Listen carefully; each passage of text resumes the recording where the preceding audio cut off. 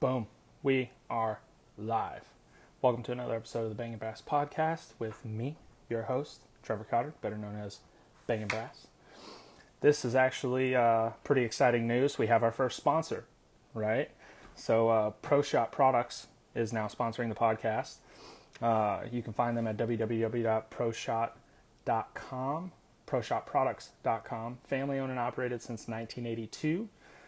4 generations of people are running ProShot. Pretty cool. They're American made. They have a full line of military and law enforcement as well as commercial American made cleaning accessories. Superior quality products developed by shooters, for shooters, made to work together flawlessly. Pretty exciting stuff. Today we have Brian Conley from Hunters HD Gold coming on the podcast, which he's actually here now. Show on the road.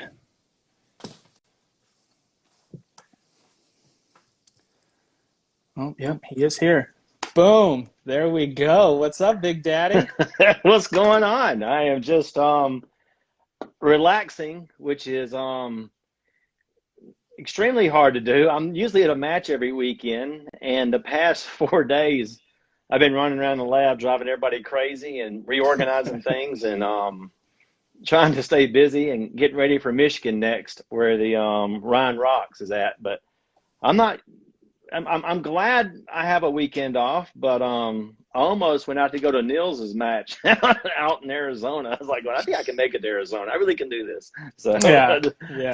decided not to, but I got to get to one of those matches out there soon. I got a lot of stuff out west happening, so I look forward to that. But how you been, man? I'm glad happy 4th weekend to you. This is it. Yeah. Happy 4th of July, man. I am good, dude. We've been looking forward to doing a podcast together since I started this thing.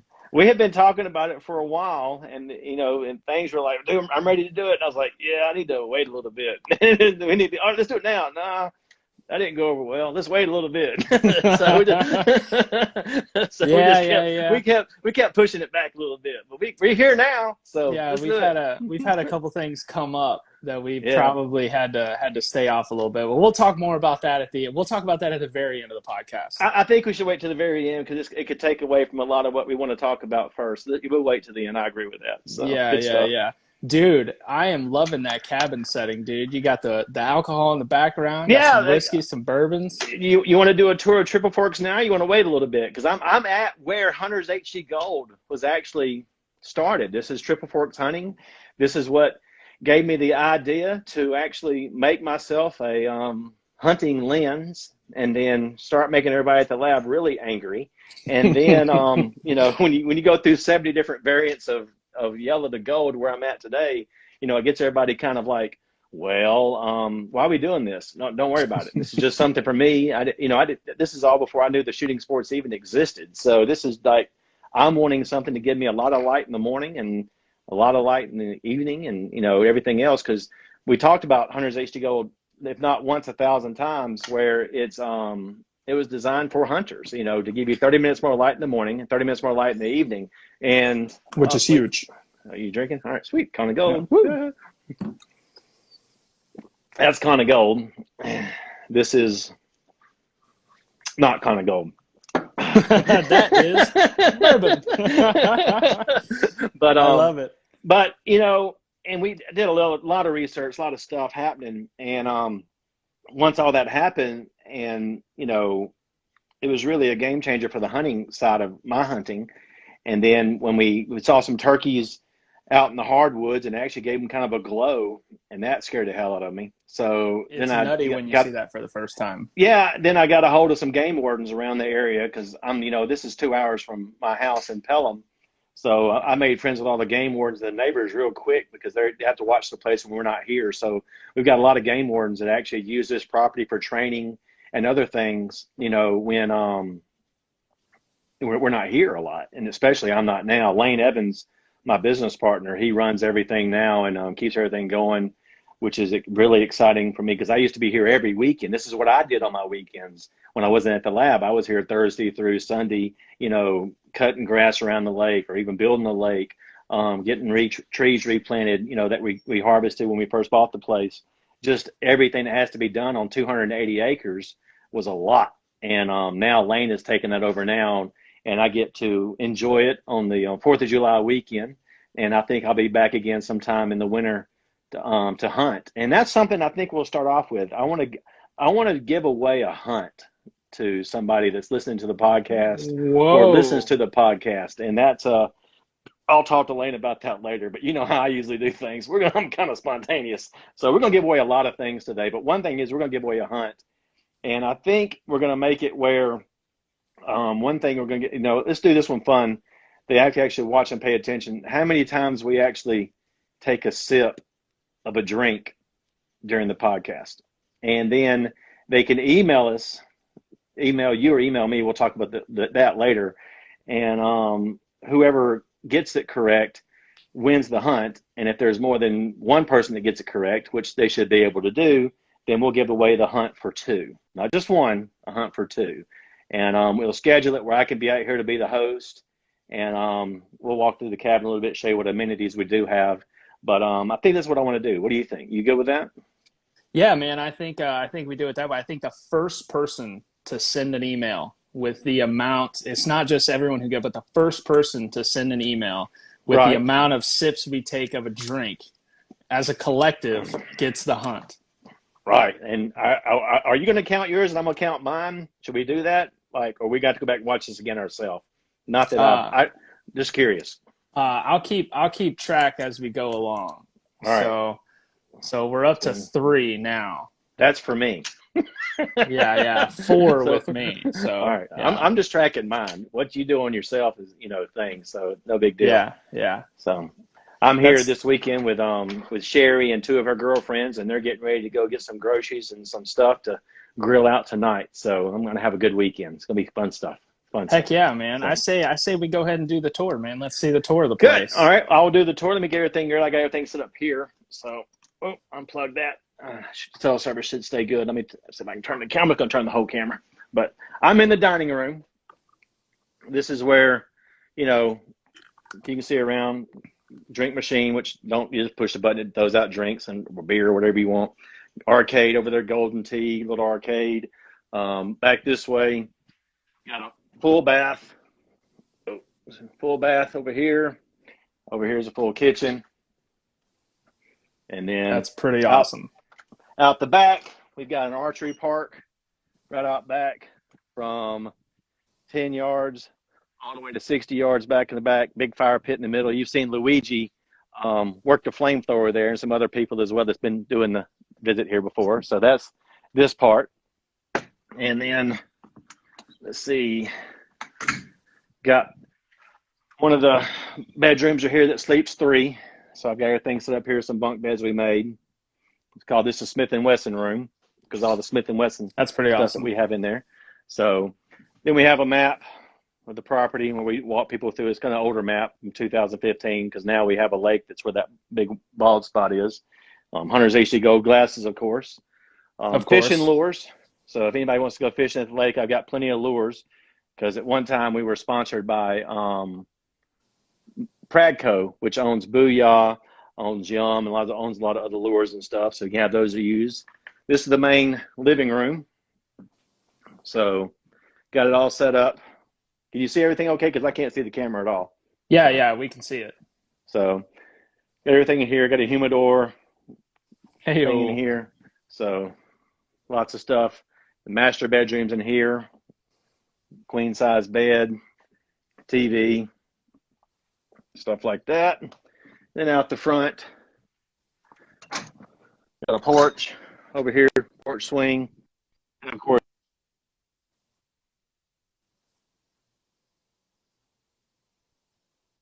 all the other so you can sit on the porch and watch the birds super cool. Whatever you want to do. So it's real laid back. It's a place that it's a free range hunt. So it's a situation where we don't guarantee a kill, but we definitely guarantee the experience and the amenities when you come to the cabin. So it's one of those things where you can sit back, relax, and kind of call it your own. And you've got 280 acres to play with and relax. And, there's like places for, I think you can set up, We just took out some stands not too long ago, or Lane did. They didn't do anything. There's about 12 different places to hunt, and some of the shooting houses are 8x8. There's a lot of stuff happening where it's really, really nice hunting area for people to shoot over green fields and everything else. And that was another thing I wanted to do with Hunters HD Gold as a lens, was to give me access to see antlers with better contrast. And with the Hunters HD Gold, you can actually see antlers out to 150 to 200 yards without binoculars with the contrast. And that's important because there's some areas out here we're hunting at the spire breaks. And if you're looking through binoculars and you're here, you're like, oh, shoot, there's antlers. They come up here to your gun, then all of a sudden you're seeing the ass end of a deer.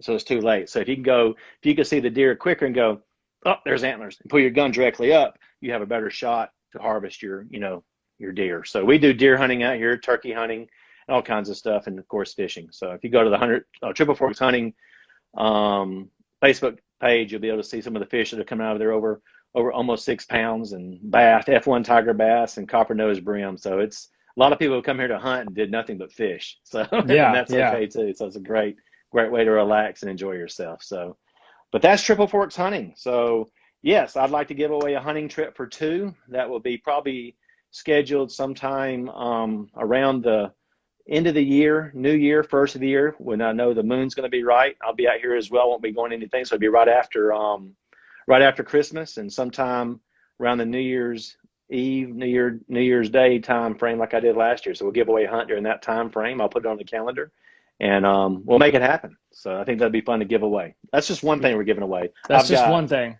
Yeah, I got 1. This is a big one. 2, 3, 4, 5. Maybe I got all kind of stuff to give away. 6. I'm not even talking about Hunters HD Gold yet. So yeah, I've got some stuff to give away. So this is one of those happy 4th of July giveaways. So you're taking time. You're taking time off while you're on vacation to watch these 2 crazy guys. And this is what we do. This is why I love the shooting sports and the shooting community so much, because everywhere I travel, we just it's like another family every city I go to, and just have a blast. So I appreciate every one of you. And so many people are joining. I'm excited to see a lot of people jumping on. So that's fun. So yeah, it's super exciting, man. This is one I've been looking forward to for a long time, and you're already giving away hunts and stuff. To win the hunt, you got to count how many drinks we've taken throughout the podcast. Yes. So that are visible. Yeah, drinks. that are visible drinks. Yeah, if you see it on screen, then get after it, make it happen. Dude, this is super cool. I've been looking forward to this for a long time because you were actually my first sponsor. I don't know if you remember that or not. I do. You were the first guy to be like, yeah, I like that guy. I'll bring him on. I like diversity. Yeah. It was at the original Henry's Cup. We were sitting there. I don't remember what we were doing, but I tried a pair of your glasses, and at the end, you were like, "What'd you think of them?" I was like, "Oh, I gotta get a pair for sure." Yeah. And you were like, "Well, how'd you shoot?" I was like, "Oh, I did okay." And you were like, "Well, you wanna make this happen?" I was like, "Oh, hell yeah!" Yeah, that whole trip alone was very interesting to me, because that was the very first time I was in Texas at a USPSA match, and I knew that a lot of people around there were good friends with Kevin Gentry and Caesar with Rudy Project. So that was one of those things where I was like going, okay, I'm going into, at that time in my mind, hostile territory. And because there was a lot of their people there wearing their frames. And I remember I saw Kevin, I was set up in my tent, and I saw Kevin off, I'll never forget it. I saw Kevin off to my right. And he was over there talking to a lot of people. People come up, talk to him and everything else. I was like, there he is, Kevin Gentry. Getting ready to go meet Kevin. And I saw him look over at me and then kind of look away because he was busy. I was like going, all right, let's go. And I just got out of the tent and made a beeline right for him. And I just walked right up to him and said, hey, Kevin, I'm Brian with Hunters HD Gold. He goes, I know who you are. I said, oh, good deal. And he goes, he made a comment I'll never forget. He goes, I'm glad you're here supporting the shooting sports. There's plenty of room for both of us here, and who knows, one day Rudy may make me mad and I may come work for you. And I said, fair enough. And we've been good friends ever since, as far as competitors and business people can be. But it's one of those things that there's a lot of choices you can make every day at the range of how you're going to handle adversity. And that's one of those things. I told Kevin this later, I was nervous. I was like going, what's he could say anything to me in the world, but Kevin was very nice. And then that's when I met Caesar and everybody else. And then we just, there was a time with Hunters HD Gold and everybody thought we had this big rift between both of us and everything else. And then me and Caesar made that video in the safe area at Henry's Cup 2. Yeah. So that's Henry's Cup 2. We actually made a video in the safe area, which I'm not sure if a lot of people got that, but it's one of those things that it was fun. We got to do that and put a lot of stuff to rest. And Rudy's got some great frames, and we've been doing a lot of lenses for Rudy frames as well since we opened up Hunters HD Gold Custom, which I did enough testing to make sure that their frames and other frames were going to hold up the lenses. So that's one of my favorite stories. But actually, like you said, we got to meet you there for the first time, and I think we met I think Chase was there, and the gentleman who has hearing loss, who sells steel. I can't remember his name. He was always a photographer. Yeah, he is always so nice. I met so many great people in Texas, and I got to meet a lot of good people. I hope they get their crap together and get that range up and back up, because that was a great range to hold matches out there. But the city's kind of got their thumb on them right now, I've heard, and it's kind of one of those things like, don't know if it's going to happen or not. So I don't think that range is coming back, unfortunately. But there's some other really good ranges out here that are preparing for majors. Right. Oh, nice. Very cool. Yeah, I've got 2 local to me within probably 15 minutes that can host a major with a little bit of tweaking. Very cool. Very cool. Very cool. Yeah. Yeah. You've been one of my longtime partners. We have, golly, everywhere I go, I see you, and I think everywhere you go, you see me. I mean, you go to a lot more shit than I do, though. Yeah, I remember it was funny because you and I had a conversation when everything got started. I actually, I sent you a invoice for a sponsored shooter discount. You remember that? And you're I was like, yeah, I do.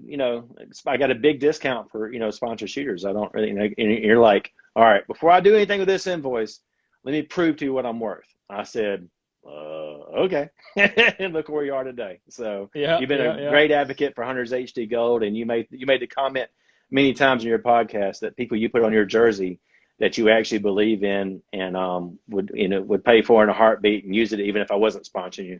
And that means a lot to me. So I really appreciate that, Trevor. It means a lot. Yeah, man, that's something I do, just morally for me. I don't want to say something's great unless I would spend my hard-earned money on it. And Hunters HD Gold is one of those things I will not shoot without. I just won't. I won't. Nice. I wear them hunting. I wore them fishing the other day.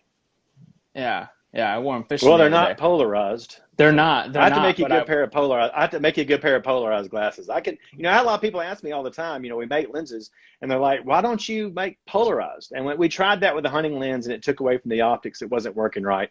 But you need to do a polarized lens and brand that, and do something with that. I said, well, I can, but Maui Jim and Costa, they've already got the fishing market, covered completely. So to go in there and market a new fishing lens for somebody would be, not that it can't be done. It would just be a lot of work that I don't really want to do. So I have made a lot of people fishing lenses that want that, though. So when you want a fishing lens, I use the same generators as Maui Jim, so I can make you a fishing lens that will, I'll put up against any of them. I don't do glass, and Costa does glass. But Costa is one of those things that you don't want glass around your eyes for shooting, and you can't use glass in the lab because it just contaminates everything else. You have to have actually separate equipment for glass. So a lot of people ask me that question all the time. But plastic, polycarbonate, and of course the Trivex that Hunters HD Gold is made with is what we use at the lab on a daily basis. So it is incredible. I remember the first time I went hunting with them was a turkey hunt, and I remember you told me, you were like, dude, the feathers are they're gonna do some weird shit, so just be prepared. Exactly. And I was like, no, like in my head I was like, how's it gonna change the color of the feather? And sure enough, man, it was like daybreak, some turkeys started coming out, and I was like, what the hell? I was with a buddy, I was like, dude, check this shit out, and I gave him to him. He was like, whoa, what is going on? We were trying to be all quiet about it. We were like, oh shit, that's so cool. Yeah. You imagine me being in the woods when I had it for the first time too, and I'm like going, this don't really seem fair, but I need to go make sure. So yeah, I freaked out. So it's one of those things I didn't know it would do it either based on but it's something the way the UV blocks and all the other stuff that it does with the colors and the spectrum. It's really a neat process. So for hunters, That's how it was designed, hence the name. But Hunter's HD Gold starting to become a brand. We're doing a lot of things with it now. We launched Hunter's HD Ruby, and Elsie just said he used Ruby Red for fishing. I saw his fishing trip he just went on up on one of the Great Lakes, and he was, wearing the rubies, and they're great. And I've had a lot of people ask me. I'm gonna get off this subject real quick, but Hunter's HD Ruby just rolled out it was engineered for shotgunners, but a lot of people are in a situation where they like Hunter's HD Gold as a lens, but in West Texas, Utah, Arizona, South Florida, a lot of places in Idaho, the sun is so intense. On some of those days, it was just too much. And when I went to Odessa for Dragons Cup this year, I actually sold out of the Hunter's HD Ruby, and that was crazy. But it works really good with red dots and red fiber, but it has to be bright sunny, because I had a lot of people have bought Hunter's HD Ruby that live up in Pennsylvania or other areas of the United States where the sun's not as intense. And they called me up going, yeah, wasn't for me. So not a problem. Send them back, and we make it go away. But it's just one of those things that, until you know, and I can't be everywhere to do demos, but I'm trying. You say you can't be everywhere to do demos, but you are the hardest working man in shooting sports by a mile. Like, I don't know anyone who goes to as many matches as you do, or sees and gets to actually talk to as many people as you do. You're everywhere. Like, every weekend you're at a match, or you're at multiple matches, and you set up your badass shaggin' wagon, which I'm so jealous of. We'll have to talk about that later. That's another story. And you got the whole thing set up, and it's great. I mean, my wife's gone to the store. It's a perfect time to talk about it. Anytime you're ready. Let's go with it. No, we'll go. No, thank you. No, thank you. I went to my first AK match last weekend. Was it last? Yeah, last weekend in at Clinton House in South Carolina. And let me tell you something. Those AK people, I guess that's okay to call them AK people. I'm going to diversify you over here as another category. They're intense. And we had a lot of USPSAers come in there, and they didn't know who these people are that are winning. They were running, and it was intense. I think Grant Kunkel was there, and I think he finished second in PCC, which was good. But another, he was like, I think, fourth or fifth overall. And his splits were nuts, but there was just people that were used to shooting an AK and running some long courses and shooting some distance stuff that was really nice. But AK Masters was a great time. Mike Sexton put some wonderful stages on the ground. He's a big 3-gunner, so he had a nice 3-gun touch to it. And let me see, the Chad with Palmetto State Armory was the match director. But it was really a really good match, and they put 10 stages on the ground. Some of them were easier, and some of them were more difficult. So I met, I think, 7 people, more than 7 actually, but 7 people I actually talked to that was their first competition ever to shoot in. And what a way to jump off the game. And they loved it. I talked to them afterwards because a lot of them had demos out. The first day I was there, we had 18 demos. Out, and that was huge. Oh, Bobby McGee jumped on. What's up, Bobby? Happy 4th, Bobby. Congratulations. Yeah, no doubt. And congratulations on your new position as well. Very cool. He just got landed a new job. Yep. Another company that's on the top of my tongue right now. I can't think of it, but congratulations, Bobby. But it was one of those things where I talked to so many people that was the first time shooting, and they were like, dude, I had a blast. And the word competition always scared me from going to a match because they just don't know how much fun it can be. And at that point, I talked to a lot of them, and I said, well, there's this other sport, if you like shooting this, and PCC, there's other sport, called Steel Challenge, another sport called USPSA. And I got to educate people on other shooting sports that are out there. So that's what it's all about when I travel. I get to meet a lot of people, but my goal is to grow the shooting sports as a whole, not just in one division or one area, but just to get more people shooting. And the more people that are shooting and learn how to shoot competitively, the better they're going to be able to defend themselves if that ever happens to be a case. They have to do it. They're not going to be scared to hear a gun and go running if they have to run with their gun as well. So that's another story altogether. So, I think you've done more for the shooting sports in your time in it than anyone in recent memory. Wow. I don't know anybody who has given back or been as involved as you. Period. I can't think of one, and that's super exciting. Which is why I feel so happy to be a part of it, and why I'm so pumped to have you on the podcast. No, that's huge, man. I appreciate you saying that. You're very welcome. And I don't know if you can see all the hearts and the amens and the no doubts, but a lot of people are agreeing with me. Yeah. There's old Tank, Frank the Tank. Old Frank the Tank. Let's talk about this sweet ass shaggin' wagon of yours, man, because I am super peanut butter and jealous of that thing. Well, here's what happened there. And I'm not going to release all the names. Some people know it, but I don't want to embarrass anybody or put some stuff out there that really I shouldn't do yet. I talked to a gentleman who I knew had a Sprinter van, and I said, when they get ready to sell that, let me know, because I've got plans. And the entire process, I was thinking what I wanted to do with the Sprinter van was, I knew with the release of Hunter's HD Ruby, I needed to step my game up some. Let me tell you what I mean by that. I have attended a couple of shotgun matches last year, and nobody knew who I was. I was just there to watch and look at other vendors and kind of scope some things out. And at big shotgun matches, if you show up with just a 10 by 10 tent, they're going to be like, they'll look at you, but it's not going to draw their attention, because there's people out there with trailers, long trailers, 24-foot trailers, 30-foot trailers. They're all decked out that have these huge, elaborate mobile stores and have all this other stuff going on. So my mind was like, okay, I'm buying this now to plan for the future. And then whenever it was going to come available to buy. And then when the friend called me up and says, hey, I got the Sprinter van's up for sale. And so 2014, I knew all about it already, but forgot it. So how many miles I got on that? It goes 126,000. I was like, oh, okay, cool. It's a diesel, so that don't scare me. And I mean, my truck that I drove around for the first 2 years has got 168,000 miles on it already. So that is a diesel.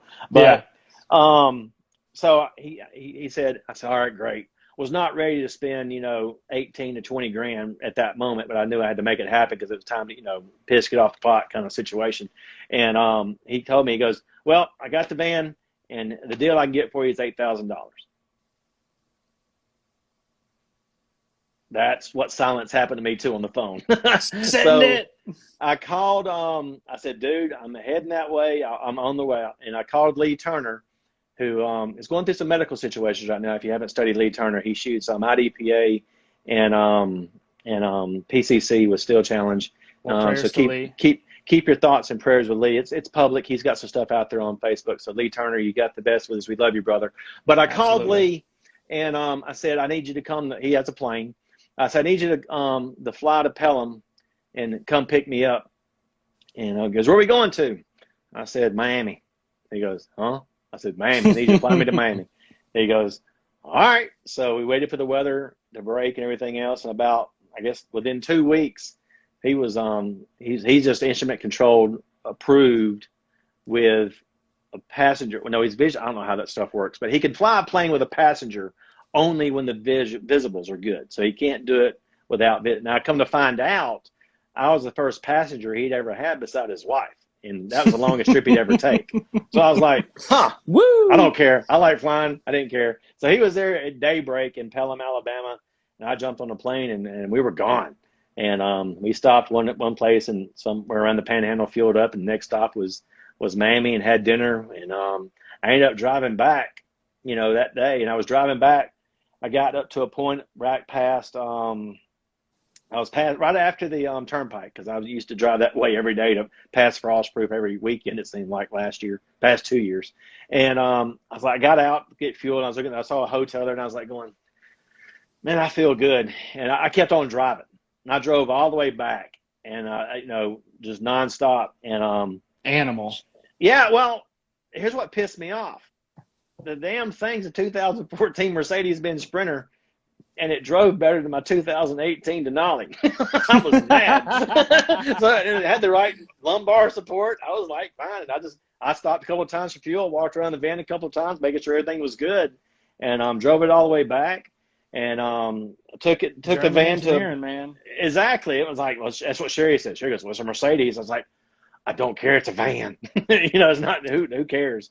But so then I took it to a buddy of mine who does a lot of the guns that are in my hydro dipping that I do, stuff like that. I know this guy that does that, remodels buses and tour buses, all this stuff for a bunch of country people and stars. And I was like, "Where the hell is he at?" And they said he's in Midfield. And I was like, going, "All right, that's a part of Birmingham that used to be like okay, and now it's not okay to go over there anymore."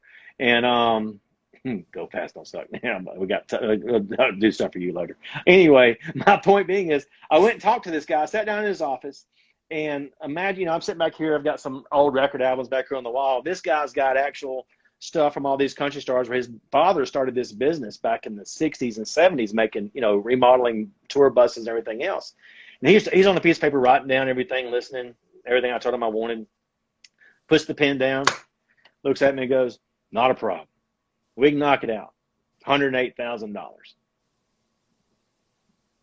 That's about how quiet it got after he said it too. That was like, done. I was like, "No, I don't think that's going to work." He goes, "What do you mean? That's a brand new 2020 van out there." And I said, "No, it's a 2014. He goes, "Oh, that's in good shape." I said, "Yeah, it's in really good shape, but I'm not putting $108,000, in it Into an $8,000 van. It's not going to happen." And he was very nice, and he talked about it. He started talking about all these country singers and stuff. I said, "Look, with all due respect, unless this country singer is going to travel with me all across the United States and perform everywhere I go, I don't care who you've done a van for or tour buses for." So we got, he's a great guy. He gave me a lot of great ideas, a lot of great pointers. And I took it back to Jay, and Jay goes, "Man, I think we can do this ourselves." I said, "Well, I don't know about all this but if you got people that can do it, I got credit cards and we'll travel." And sure enough, he started. I told him, he heard everything I wanted. He goes, "You want to pick out anything?" I said, I don't want to pick out the wood. I don't want to pick out the floor.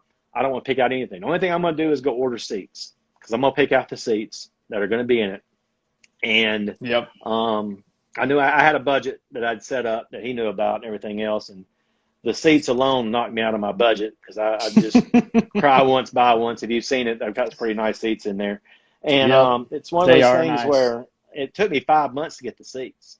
And that's a whole nother story. I'm not going down that rabbit hole. But I wanted to have a way to be able to display all the artwork that I've obtained throughout the 2 years of shooting, 2.5 years, 3 years of shooting, and highlight all the different gun manufacturers and stuff that I believe in, that believe in the shooting sports, that can't always be there. And I was traveling with a little bit of guns before with Rimfire and Steel Challenge, because, those guns are not reliable, and stuff like that all the time, unless you have the right ammo. And it's one of those things where people are borrowing guns, and they still borrow guns today at the World Speed Shooting Championship and at Two Gun Nationals. I had 5 of my PCCs that were out being used. So I love it, being able to give back. I got all the mags, everything's competition ready. And I wanted to have a way to highlight that. And I knew when I went into the shotgun market to loop back around that big loop to there, was wanting to make where when I go to a shotgun event, I want to be, what is all this? What is this event? What's happening over here? And that way I could draw more attention when I start doing shotgun events, and not just having a 10 by 10 tent. And now with a 45-foot spread from one side to the other, and everything else we're doing, it's a whole nother event that makes it just a place where if you're at a match, you want to have a place to go eat, go sit down. If you get too hot, you want to go inside. It's air conditioning and relax. And there's a humidor in there. I've got Hunter's HD Gold custom cigars. I got some bourbon. Delicious. Thank you. I got some bourbon up top, when a range allows it. After all the shooting's done, people can can bring their drinks over and spike their cocktails. Whatever they want to do, I'm there to support the shooting sports before and after, and to be a part of that, to make an event. And that was my whole goal, was to do something, set up to be where, mainly for shotgun, but it's working out really good for what I'm doing now with practical shooting as well. So, there's a lot of, I got, a lot of stuff set up at AK Masters was way down to the right. And Chad's like, "Well, we're going to have a food truck here. We're going to have this here." I said, "Don't worry about it. I'm going to set up right down here." He goes, "That seems like a long way from everything else." I said, I'll draw some attention. I promise you, I'll find a way. And sure enough, I was next to Bay 3 over there, and they didn't have a lot of backups, but I had a lot of time to meet a lot of great people. And a lot of good things were happening because of the Hunters HD Gold Magical Mystery Tour is what we call it. So it's one of those Magical things Mystery Tour. Exactly. My thing last year was, the rock and roll, road show, road tour. I can't remember. And then I'm a big music guy, so I'm driving all the time. I'm listening to podcasts constantly, shooting podcasts constantly to learn about the shooting sports even more, listen to other shooters talk, and listen to drama, because anybody likes the drama that's happening on one side or the other.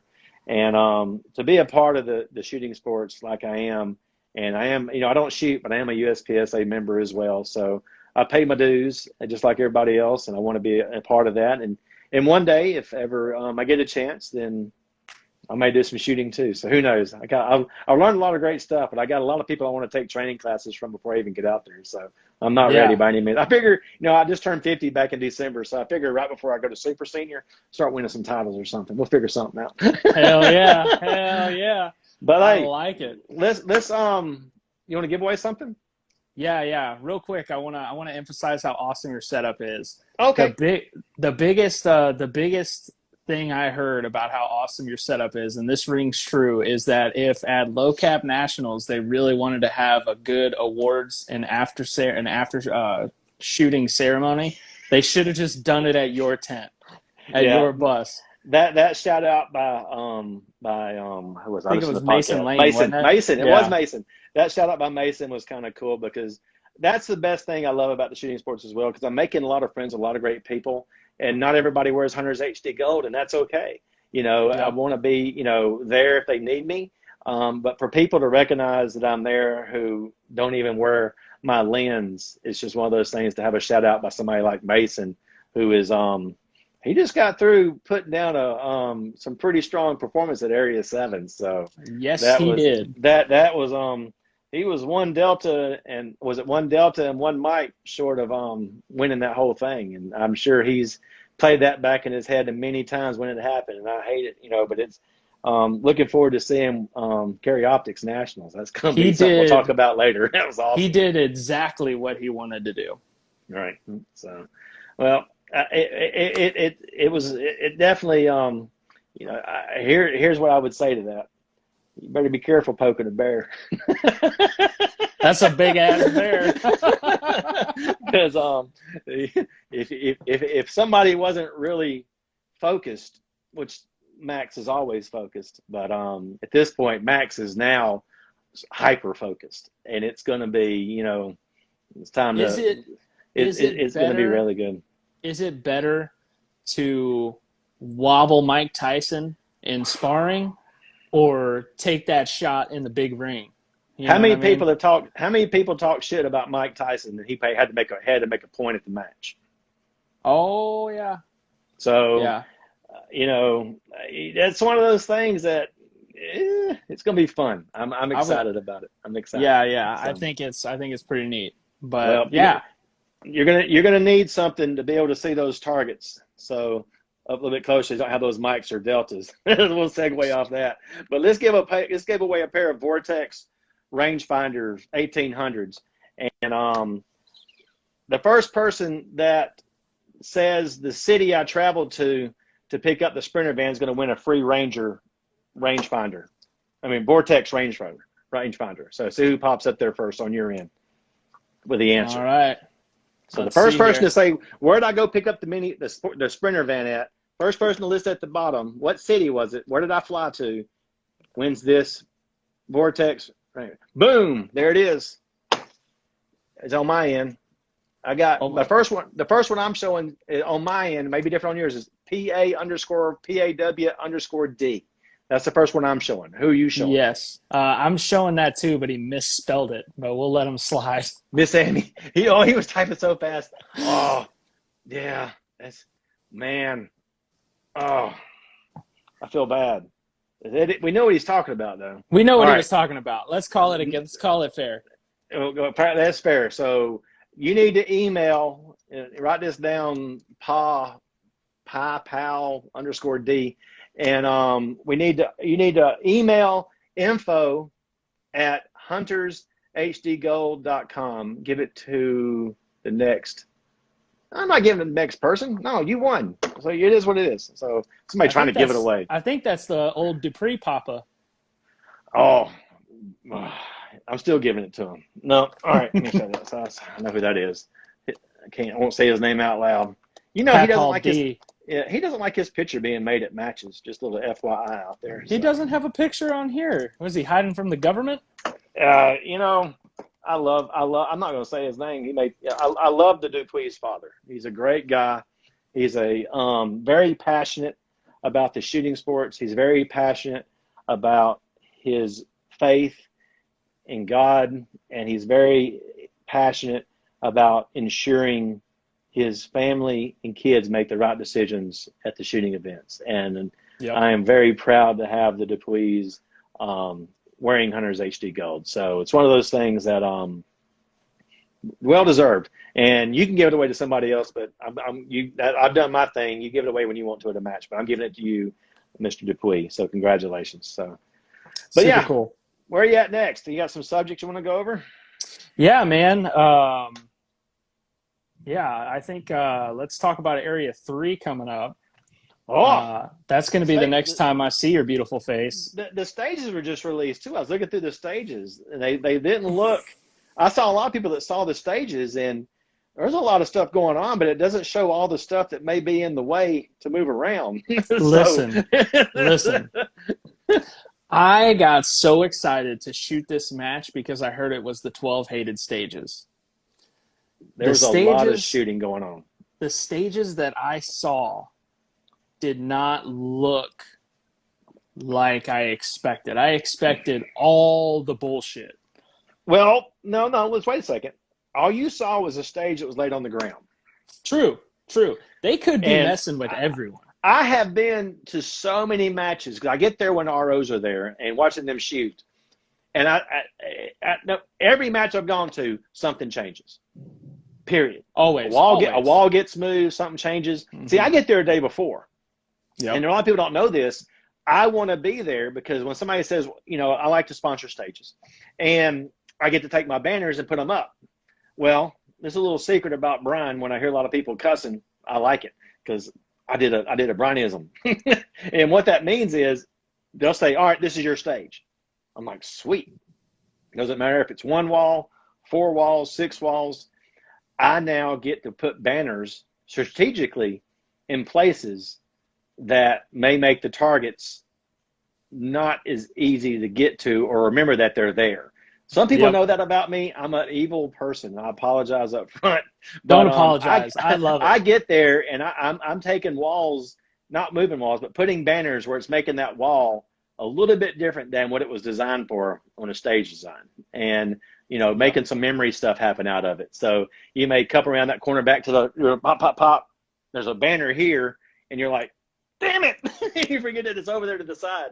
And I've seen people, like all these damn banners. And I love that. Yep. So, and it's also done where everybody's recording their stages. And then in every position people are going to be shooting at, there's usually a Hunter's HD Gold banner somewhere to maximize the visibility. The visibility. Thank you. So that's one of those things.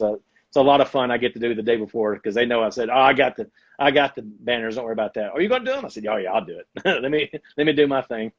So it's just my way. It's my way to, to change up a stage if they give me a stage and let me have some fun with it and put my banners where I want to, change my banners up. And my banners have been used at nationals and they've had marks put on the banners and had to start off some funny positions because, Jake is a pretty funny match director who likes to pick on Hunter's HD Gold sometimes, and that's okay.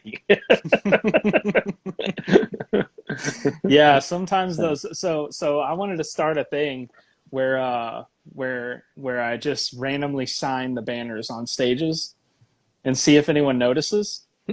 And I was going to start it at Area 3, just randomly sign some banners in some areas and see how long it takes people to pick up on it. But it might turn into something cool where just everybody signs the banners. Well, see, I did that at Low Cap Nationals. I had people coming by to sign the banner. I wanted to do something new, and I got to hang it up at the lab now. So if I put a banner on a stage and then hang a Sharpie on a string from each side of it, and then sign it when you're there, that'd be kind of cool. It would be really cool. Because then you're right there in the spot, and you won't recognize anybody's signature. You're going to be pissed off just signing real fast anyway because they're trying to memorize the stage.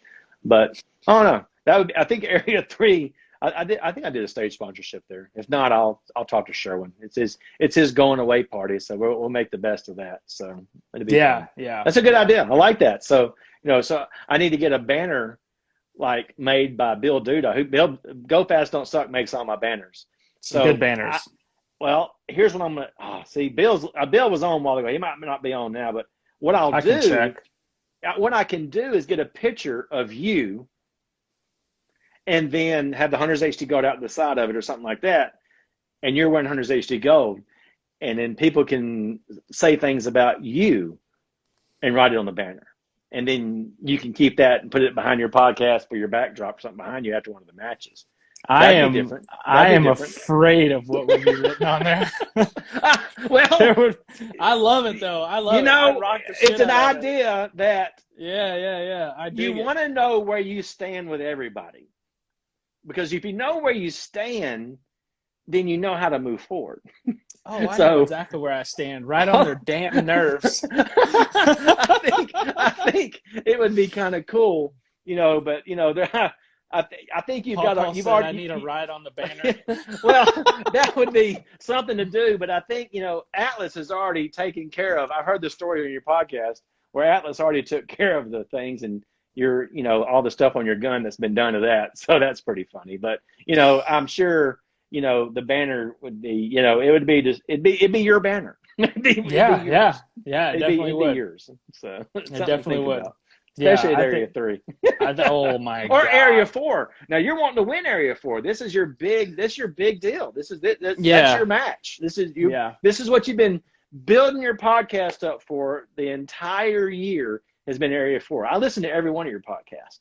And I know. You are a loyal listener. Area 4, not exactly. That's my point. Not all alpha. That's my point. Well, I don't know if they'll know how to draw eggplant, but my point being is that would be something. I think we could do that, because it takes somebody with thick skin and somebody who could just really handle that kind of pressure in their face to be able to handle that situation with the band. Think you can handle that? Oh, I would love it. I would love it. I'm getting giddy thinking about it. But yeah, we'll have to make that happen. my goal this season was to win an area match and to top 16 at nationals, get in the Sweet 16. Okay. Area 4 would be a sweet one. Area 4 is Oklahoma, and it's right on top of the IDPA nationals as well. So I'm gonna be all over the place. I may be at Colorado. Colorado. That's my wife got it to me. I said it the other day. And I may be at IDPA Nationals 3 days and then come down to Oklahoma for the next 2 days and try to get on both matches. I know I got to figure something out because I don't want to miss Area 4 and I really don't want to miss IDPA Nationals. So it's one of those things that we got to make. We got to figure out something. So, because there's going to be a lot of things happening. So, yeah, I had a sponsorship slot through Ghost for IDPA Nationals, and they were like, "Come on, man, you could do it." And I was like, "Yeah, I'd love to, whatever." And then I went to sign up, and then I found out it was the same time as Area 4, and I was like, "Oh man!" Yes. And they were cool about it. They were like, "Dude, USPSA is your gig. It's your area. Like, we get it. We know how important it is to you." They were like, "No harm, no foul." But it sucks that shooting sports do that. Like. There's a lot of there's a lot of matches to space. There is, and when you realize I have sponsored over 134 matches this year. Woo! Now, that's when you realize how many matches there's really going on. There's benefit matches, there's USPSA, Steel Challenge, 3-gun, multi-gun, shot, and there's so many different matches that are going on constantly, and there's only 52 weekends in a year, and we're not shooting this weekend in a lot of places, but it's one of those things where I'm only going to be able to attend 43. And so when you do that math real quick, there's a lot of places that I'm not able to go. Now, Bill did something. He figured it out how to, take me to some matches up in the Northeast. The cutout. It was pretty cool. Yes. That was one of those things where Bill goes, I need a picture of you for one of the matches. I'm like, all right. I didn't have a picture. I sent him a picture from the office. Then I sent him another picture. Next thing I know, that's what he was doing. I was like, oh, that's what he's doing. So needless to say, there hasn't been any eggplants yet. So I think Bill's having to protect a lot of things from getting written on the banner. But that's okay. Yeah, next, if I ever see it, I'm going to sign right there on the crotch. That's awesome. That's wonderful. That is wonderful. Oh my goodness! But Area 3, yeah, I'm really excited about it. I'm doing something that I can release here, and I was hoping that it was going to drop Thursday, but things happen and it takes a while because I'm rolling something out. But I'm actually started something new. I'm working with Action Gunner, which is Dustin Sanchez, on a lot of things on video and some things moving forward with Hunter's HD Gold in the future. And what that looks like is he wanted me to, since I'm traveling all around, you're seeing all these people, you're able to be at places where everybody can't be, you need to do an audio podcast at matches that you go to. You got the setup inside, everything else. And I banged it back and forth. I said, dude, I don't know how I'm going to have time for this. This is just, I push back really, really hard. And I've talked to other people in the past, just kidding, because of all the stuff that I do know behind, different things happening here and there, and staying my ear so much to the ground, listening to all the podcasts and everything else. I got a good grip of what's really the temperature of what's really happening in certain situations some of the time. Yep. But anyway, it's going to be released as soon as everything goes through. We're going to drop 2 episodes on the first week, and the first episode it's called Hunter's HD Gold Behind the Lens, and that's going to be one of those things. It's just going to be audio only. We're going to try to drop it every Thursday when people are traveling, so you can listen to it in the car.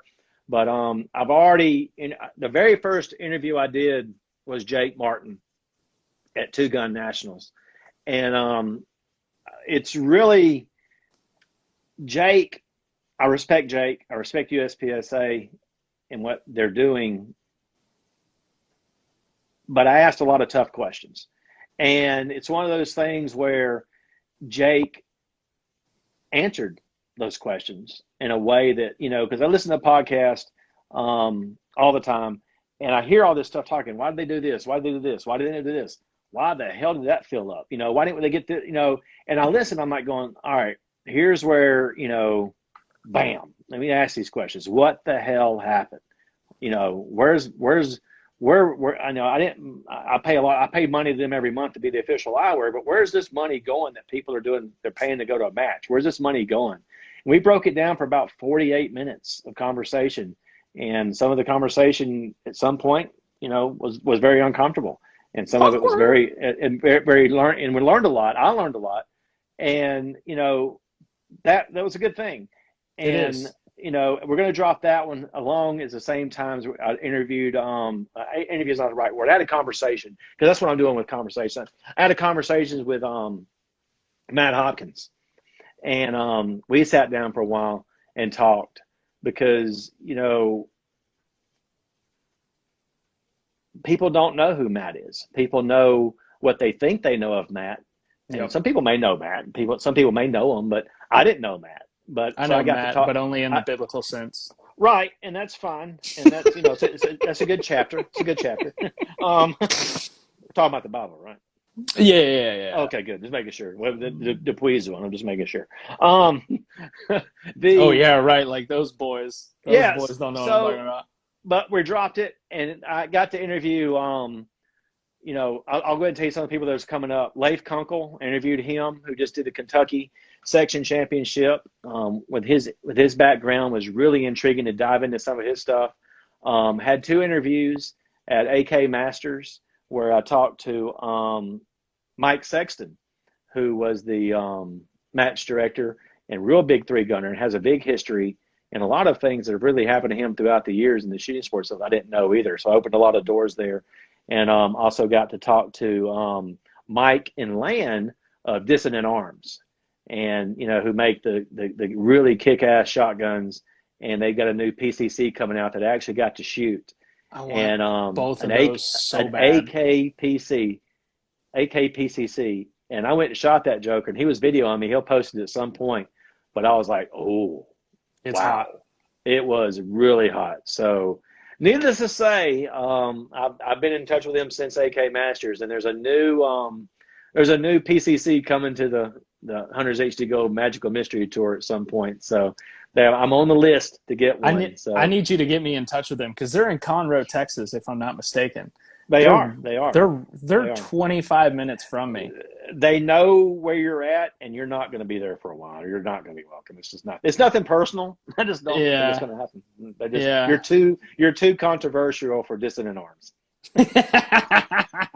That makes sense. I sent them a DM on Instagram. They read it. No reply. They were like, "Oh, fuck that guy." They're extremely busy right now. We talked about that, and I talked about a lot of stuff. I talked about a lot of stuff with them, and I'll give you one little teaser. How would you like to be? Let me rephrase this. How would you like to be a shotgun company and multi-gun or two? Excuse me. Multi-gun didn't happen this year, and Two Gun Nationals was a qualifier for shotgun for World Shoot. Well, let me tell you something. Matt has an opinion about that, so you might want to listen to that episode. It's pretty intense, and I just shut up. And you know how I get when I shut up. I just listen, and that's how it goes. Oh yeah. Let's see what happens here. So that's kind of what happened there. So that's going to be interesting. I'm excited for this podcast to come out because I am too now, because it's one of those things where it gives me something to, get there early, talk to people and interview and have conversations with people behind the scenes, behind the lens. Let's really, why did you even pick up a gun? Tell me more about who you are. Yep. And, I think it's going to be, Dustin's excited about it. He's listened to some of the episodes. I actually interviewed Sherry. I actually had a conversation with my wife, and I was messing with her because I just got the equipment, and I was in the gun room at the house, and I'm playing with all this. I said, Sherry, put this on. Let's start talking and everything. Let me figure all this stuff out. She's like, okay. So I hit record, and about 50 minutes later, I hit stop. And I said, okay, we're done. And she goes, you recorded that? And I was like, yeah.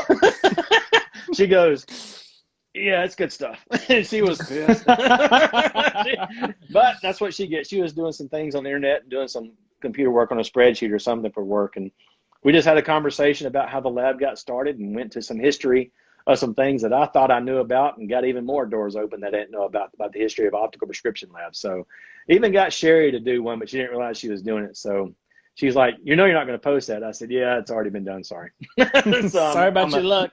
I'm an evil person, like I said before. Sorry about that. So, all right, where we at?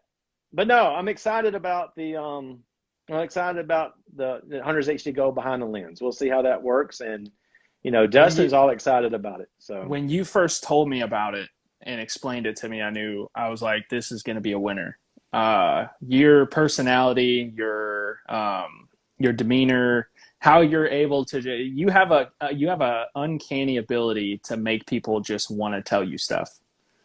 And it's rare. It's cool. And people know what I'm talking about. And putting that, quantifying that into an audio podcast is going to be awesome. It's something that is missing. That's the reason I did this podcast originally, is because I felt like it was something missing, like the engagement, the live, the whatever. The audio podcast, there's not one. And there's not one that is just two people sitting down and having a conversation about interesting shit. There is a great podcast out there by Arik Levy who does one, and he was my motivation to have a show, like his, how it's set up. But Arik Levy, I've done a lot of podcasts, and I'm very proud of the one. When Arik interviewed me and talked to me, it was really just felt real comfortable. And thank you for what you're saying, but with that comes with a lot of responsibility. And, it's not live, and it's one of those things where I've gone down some rabbit holes where I'll listen, and I'll have to mark it and send it to Dustin and say, we can't talk about this. This is not something public right now. And they didn't realize they were going down a road they couldn't even talk about. And I was like, just listening. And that's fine, but I respect that. And Dustin has been in the industry for a long time, used to work for JP, now works for Real Avid, does some contract work for JP still. Very trusted individual. So when I tell people, hey, this person's going to edit this out, it won't go any further, it dies. Just like when people tell me stuff, it dies right there and this is where it's going to go. Yep. That's what happens. So I want to learn more about individuals. There's a lot of great podcasts out there, a lot of great stuff that talks about how they're training, how they're doing all that stuff. I'm not qualified for that because I'm not a shooter myself, but I am qualified to want to know about people. And that's what I want to know about, because I think the more we learn about Jake's perspective of USPSA and what really happens behind the lens and what is Matt Hopkins really about, I need to understand more. Then, you're going to have a different appreciation. And that vote's going on right now. So if you're in Area 3 right now, vote Matt Hopkins. But there's two great people running. It's one of those things that Matt has a huge following, and the other gentleman, I can't think of his name, I feel horrible, but it's real big in Steel Challenge. He also ROs a lot of matches, so he's a part of the sports as well. But I look forward to the future of where the USPSA goes and what changes are around the corner with new area directors and new changes like that as well. So I'm excited for it. It's not a bad thing at all. I'm really excited for it. It's going to be super exciting. Area 3, I'm pumped. Don Rush. Thank you. Thank you, Steve. Yeah. Thank you. I hate it. I'm writing that down. I forgot his name. No Don disrespect, Rush. Don. I'm sure you're a great guy, but I love my Matty Hopkins. So Matty Hopkins gets my endorsement. That's wonderful, and there's nothing wrong with that. And I've seen there's a lot of great people, and there's a lot of great things, and where the USPSA goes is a lot more based on your area directors than it is a president. And people 100%. really need to understand that. And I've had people come to me lately and say, hey, what about this? I said, have you emailed your area director about it? I was like, no, I don't want to start anything. I'm like, look, email your area director and carbon copy all the other area directors. That way everybody knows about it and it gets brought up. We elect, and I say we because I vote as well, we elect area directors to get things on the ground to be talked about in the board meeting.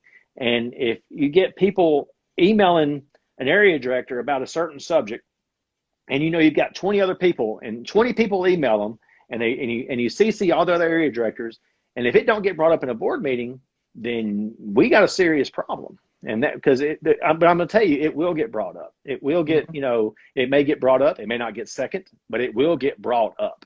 And you're going to be able to see, all right, why did it not get brought up? And then you get to ask more questions. So your area directors are very, very powerful people in the organization to make changes and, to institute, reverse some changes. If that makes any sense to some people that listen to podcasts as well, that some things that may have got passed that may not need to be passed. So talk to your area directors and make it happen. That's a conversation I've had with almost, I think, every person I've had a conversation with on the podcast so far. We talked about that to some extent. So a lot of points. I know a lot of the area directors, and I can tell you a lot of them do care what you think. I mean, right. They really do. There's all my experiences with area directors have been pretty positive so far. Nice. So, and future area directors, I know guys who are running for area director. I'm like, damn, that makes sense. You know. But yeah, man, just bring it up to your area director. That's the best and easiest way to do it. I think we lost Brian momentarily. Can y'all still hear me? Y'all still hear me just fine? Is that you? Do we got you back? Was that me? Okay. I think that was you. I don't know if it was me. I got another network hotspot I'm getting ready to turn on, so we don't have that problem again. I'm prepared. I got that one at the nice. I got one at the cabin that runs the thermostat and stuff remotely and cameras from home, and I got another hotspot that I travel with. I'm getting ready to fire up right now, so I was prepared in case we start dragging out. I'm sorry about that. So Dude, you're all right. This has been one of the easier ones. I've had some that are literally just we're fighting through it the whole time. Wow. But All right. But yeah, man, this is I'm gonna do I don't know if you want to be involved or not, but I'm doing an Area 3 podcast. What I'm gonna do. I have heard about this and I'm excited. However, I won't be able to go to that because I'll be having to get back because it's a 2-day drive home to go to another match that Wednesday. So I won't be able to stay afterwards. Now, if you do it on a night before the end of the match, so I think we're gonna do I'll it. be the one. I'll be the one holding the camera.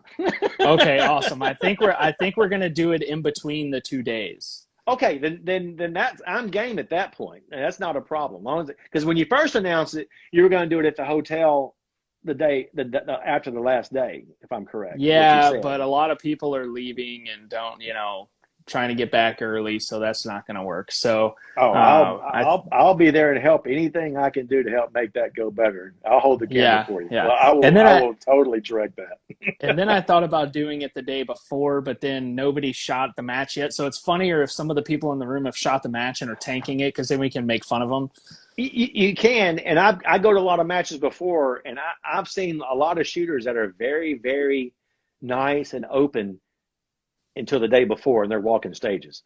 And that I've learned what people to say hi to and what people to just go back to what I was doing in the tent. Don't even look at them because they're hyper focused, and that's good. That's okay.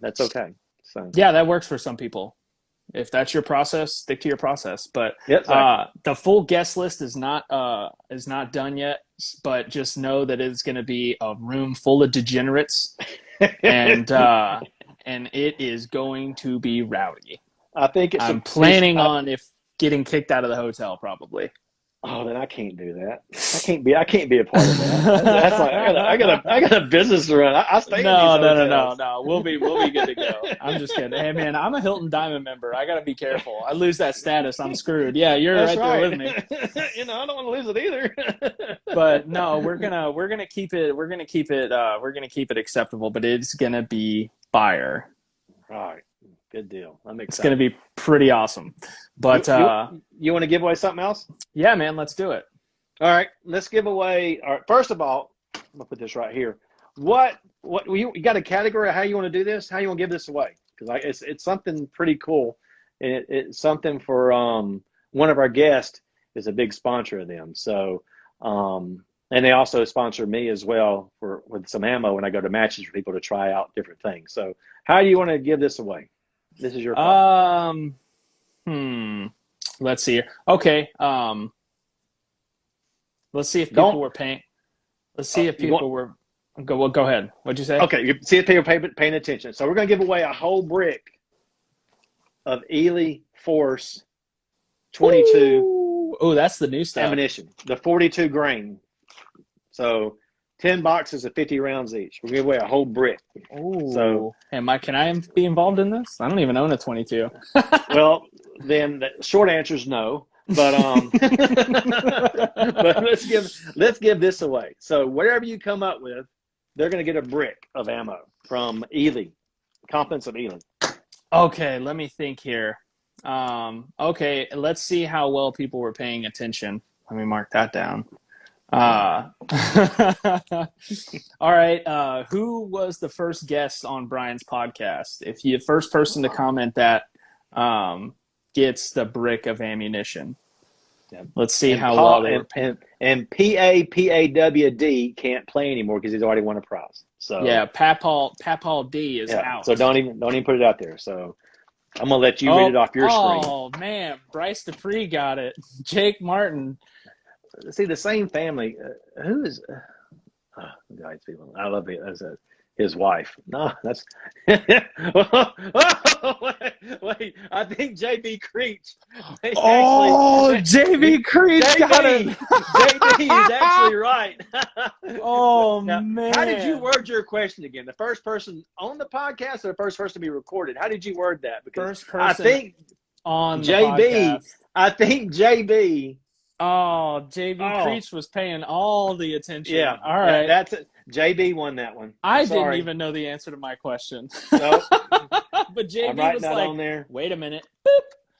This will be coming in an unmarked box by an unmarked company without the unmarked explosives thing on the side. That's a little triangle thing with black stuff. So just FYI, look for a heavy package coming to your door soon, JB. Yeah, so, look for a box congratulations. that doesn't look like ammunition.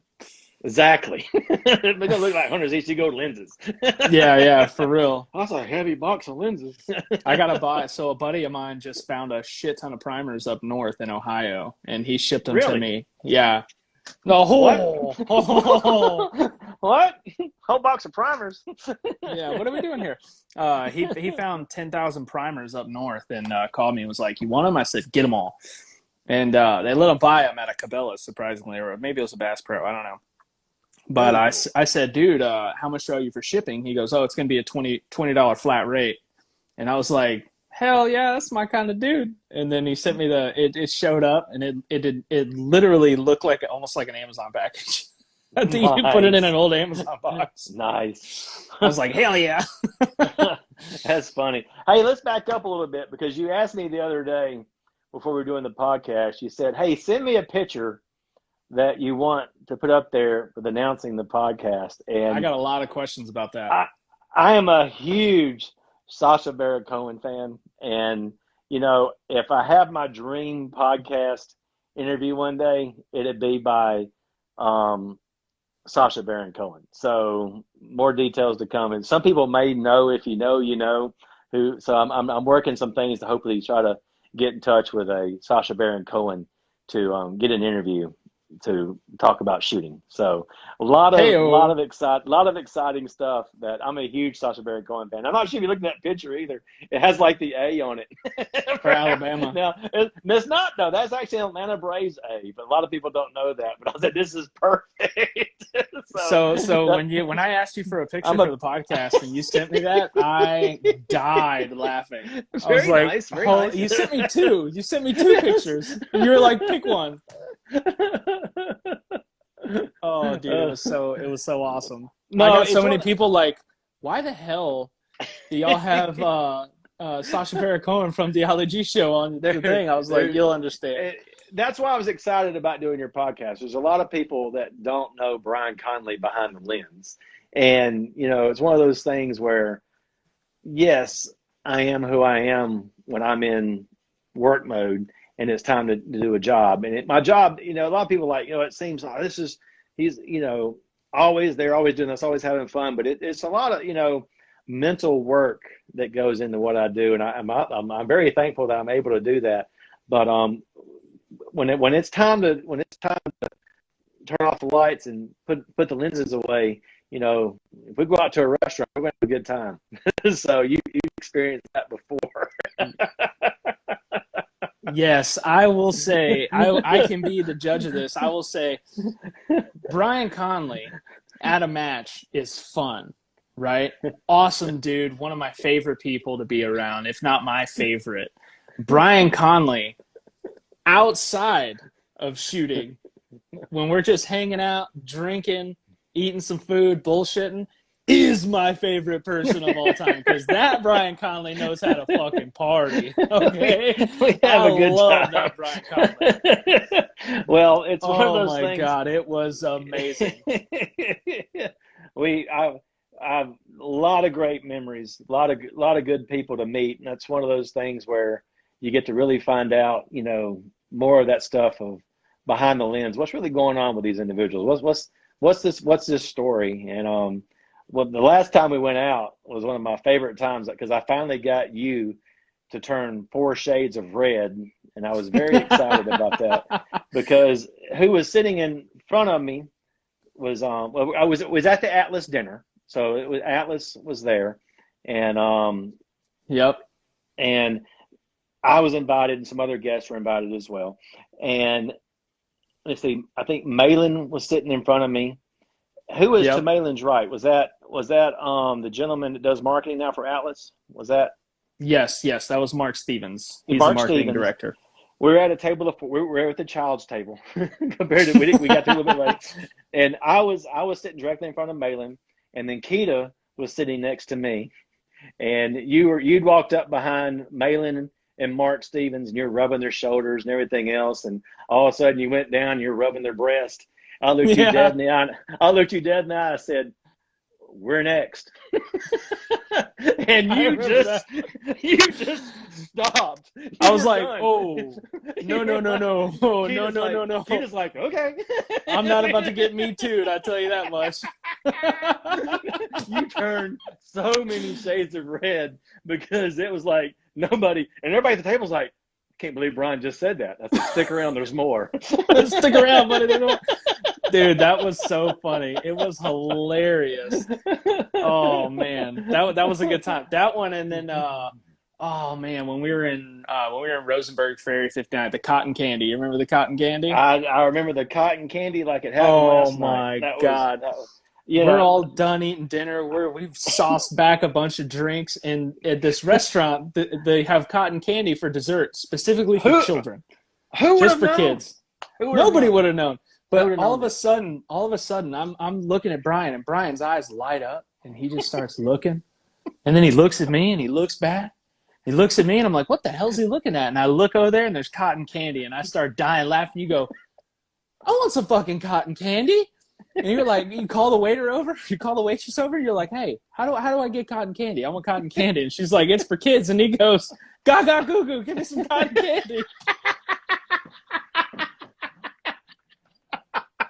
I about pissed myself. Hey, we all had cotton candy at the table. There was like 14 of us. Dude, yeah, they brought candy. 14 cotton candies for the whole table. People who didn't even want cotton candy got cotton candy. There's some pictures of me out there eating cotton candy. I remember that. Oh, I think I've got them. I got the picture. I gotta go through and look. But oh my God, that shit was so funny. I paid a bill. Here's some cotton candy. Yeah. All this right here is on me. Bring me some cotton candy. Bring me the damn cotton candy. Oh my God, that was. I think my in-laws were there at that time. I think my in-laws were there. They were like, "We love that." The whole drive home, they were like, "We fucking love that guy." We had a lot of fun. Oh my God, it was so good. Oh, my cheeks hurt. Oh. Yeah. Remember what color it was? It was, blue and pink. Yes, sir, it was. I was making sure. Yep. Blue and pink swirled. Yeah. Oh, I wasn't drinking. Incredible. I wasn't drinking as much as y'all, so I didn't know if you had that memory or not. So I had to drop. Yeah. I think I was celebrating a good Henry Cup. I can't remember. You're always celebrating though. That's That's what I love about you. You know, you take everything. You take everything in a match. It's intense, and you get through it. And after the match, it's just time to go back to be who I am. So that's pretty cool. I like that about you. Yep. I got a simple philosophy. I don't change myself for anyone. My wife knows that. Yeah. Well, you changed a little bit, but you carried yourself well. But we'll talk about that later. We'll get that. Yeah. That's not important to talk about right now. So for sure. So so let's talk about. You got some questions? Yeah, I do. So one of the questions I got was, how did you come up with the idea of literally just giving your frames to people, giving your lenses to people at matches and just saying, "Hey, go shoot," because literally you've let people actually like hold on to them for like a week to try. You're just like, "Hey, here, take it, and just get as many pairs as you can out there, and then see what happens." Because everyone I talked to, this was asked a whole bunch, was like, "Hey, how did Brian come up with the idea, or what made him think of just get as many pairs out there to demo as possible?" And you know, a lot of these people are gonna love the glasses, because if you've ever shot with Hunter's HD Gold glasses, they make all the difference in the world. I don't give a shit what you say. They're incredible. Thank you. Well, my background is retail management. When I was 20, when I was 20 years old, I was going to school to be a police officer, and I was working in a retail establishment called Video Concepts. It used to be around in all the malls, so big screen TVs, camcorders, some of the first computers, a compact, Hewlett Packard and stuff like that back in the day, VCRs, all that kind of stuff, and stereo speakers that were 4 foot tall inside the mall. And it was, that's where my sales career started. And I was still in college and got a phone call.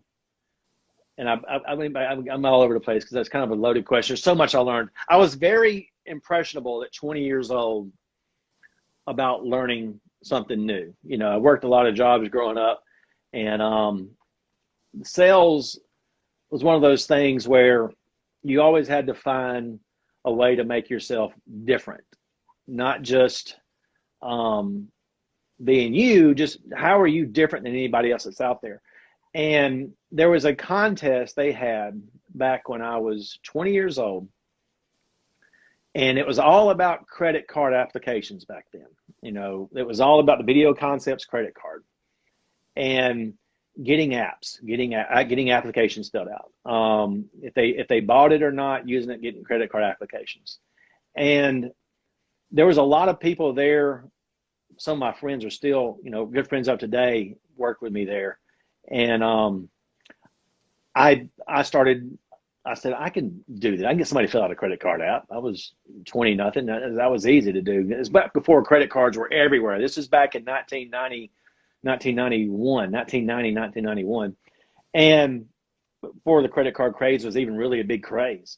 And, monthly, you always talk about monthly payments and everything else.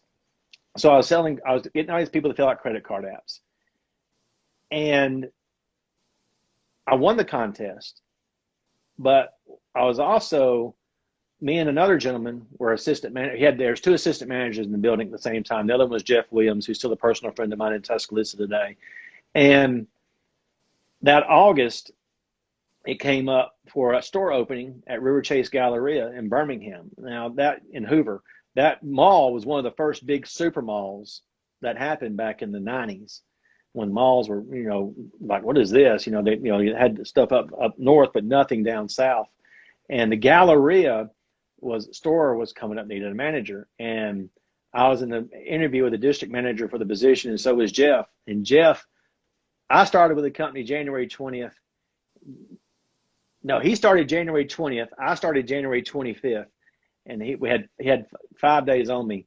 And then I went to the interview, and I became the youngest manager in Video Concepts history. They were owned by Tandy Corporation, which is a big company out in Texas you're familiar with. Mm-hmm. That owned Radio Shack back in the day. Yep. And I got the manager position over Jeff. And the district manager told me point blank, is because you didn't just win the contest for applications, you went nuts and you blew everybody else away. And every other retail position I worked at since then, always found that edge to be different. And this is good for anybody listening. If you're starting a job anywhere, you have to make yourself different and not just be a number. And I've worked in major corporations from Best Buy. I've managed Best Buys. I've managed Targets. I've managed Verizon Wireless's, AT&T, Singular Wireless. Been through all the wireless industries. Done a lot. And if you find a way to make yourself different, you get people's attention. And we had a program at Best Buy. They were doing a thing where, I don't remember what was being rolled out, but before they even had, what was it back then? It's like some kind of home theater setup or something. And it was a home theater that is this promotion they ran for a month, that if you don't like it, bring it back for a full refund and everything else. And that was a home theater system. It's back, I think Bose was real big then, but it was a big deal. And we blew it up. We made that promotion insanely well, and it worked. And we had some that were returned just because people are going to be people. But that sales program that happened was something that we did regionally. It wasn't done for the whole entire company, but we did it at our store 383, and we made a big difference. And that process stuck with me. And then when I came out with Hunters HD Gold, once I knew to get a name and knew to get a logo, which is another story, but how that just happened within a week because I didn't know the shooting sports even existed. Sherry, talks to me, goes, how are you going to sell a, 300 at time, 300 MSRP at $369 glasses? And I said, well, I priced the lenses just like a high-end Maui Jim or a high-end Costa that are polarized. Yep. And those lenses are great for what they do, but they do one thing. They're polarized. They're great for fishing. I'm rolling out a lens that's great for hunting, but does a lot more as well. So value-wise, I didn't think there was going to be a problem getting that communicated. But then I told Sherry, I said, I'm going to have to just take these to matches. I found out that it's still a challenge when I got started. I think I even talked to Steve Foster about it. Steve Foster and Trent Mitsauka were one of the, I got them a Founders Award a long time ago because they really got behind me and helped me put me on the map, but got behind the demo program with me. Steve Foster was my East Coast guy, and Trent Mitsauka out in California was my West Coast guy. And it started off just kind of a cult following there. But it became a real big deal with that process, being able to try it. And it always came back to me. I said, well, here's what we're going to do. That's how it worked. And I know I've done this program before, and if it works, it works. And I knew, shooters are not just like your normal average shopper that is at, Best Buy. And there's the whole big thing there. We had a big discussion with Sherry about it because she's like, "What? You've lost your mind." And she didn't really think I lost my mind until I said I was going to do the same thing on prescription lenses, because a lot of people you don't wear prescription. I'm sure you know about this by now, but I even make your prescription up front, and you get to try it with your prescription before you buy it as well. Yeah, you did that for me. That's right. I forgot about that. That's how I knew the prescription. Everybody talks about, oh, my prescription is hard, my prescription is this. And I said, man, we've been doing prescription for over 40 years. Prescription is the easy part. And people don't really understand that, but it really is. But that was really the history of how that all worked. It was just learning to be different from when I was 21 years old, and just a hard ass manager. It's my way or the highway. No human resources back then. I think human resources was developed because of me being at Video Concepts in 1991, because I'd call my district manager and say, so-and-so quit. And he'd be like, what? I'm like, yeah, we got to find somebody else. People didn't quit. They were fired. It's back in the day. If you didn't do it, you didn't have the intensity, you were gone. So I think human resources stands for Brian Conley somewhere down the road. I just don't know where. But, I learned a lot of lessons because of that as well, because I've had to learn that you have to trust in people and to help you do things. Because there's a lot of people I have around me now that are helping with Hunters HD Gold. Chris Cannell, that works all the prescription orders at the lab, that, he comes in Monday through Friday, 9 to 5, and that phone, he's it. You call Hunters HD Gold from the website, and he's who you talk to. And with all the shooters out there that I've built personal relationships, that started off with Larry Joe Steely with Steel Target Paint, who came to Triple Forks hunting here and saw the lens and said, what the hell is this? And got me into, we became friends just because I like building relationships with people. And, he got me doing cowboy shooting, which was fun with SAS. And then he's looking at the targets going, man, I think I need to make some better paint for steel targets. And he came up with Steel Target Paint. And then all of a sudden goes, dude, these lenses, you need to think of a name or something. I was like, okay, whatever. And then 6 months later, he calls me up and goes, hey, I need a logo. I need a name. I got 6 shooters you're going to sponsor. I'm going to put your logo on the jersey. I need you to sponsor these 6 shooters. I'm like going, in cowboy?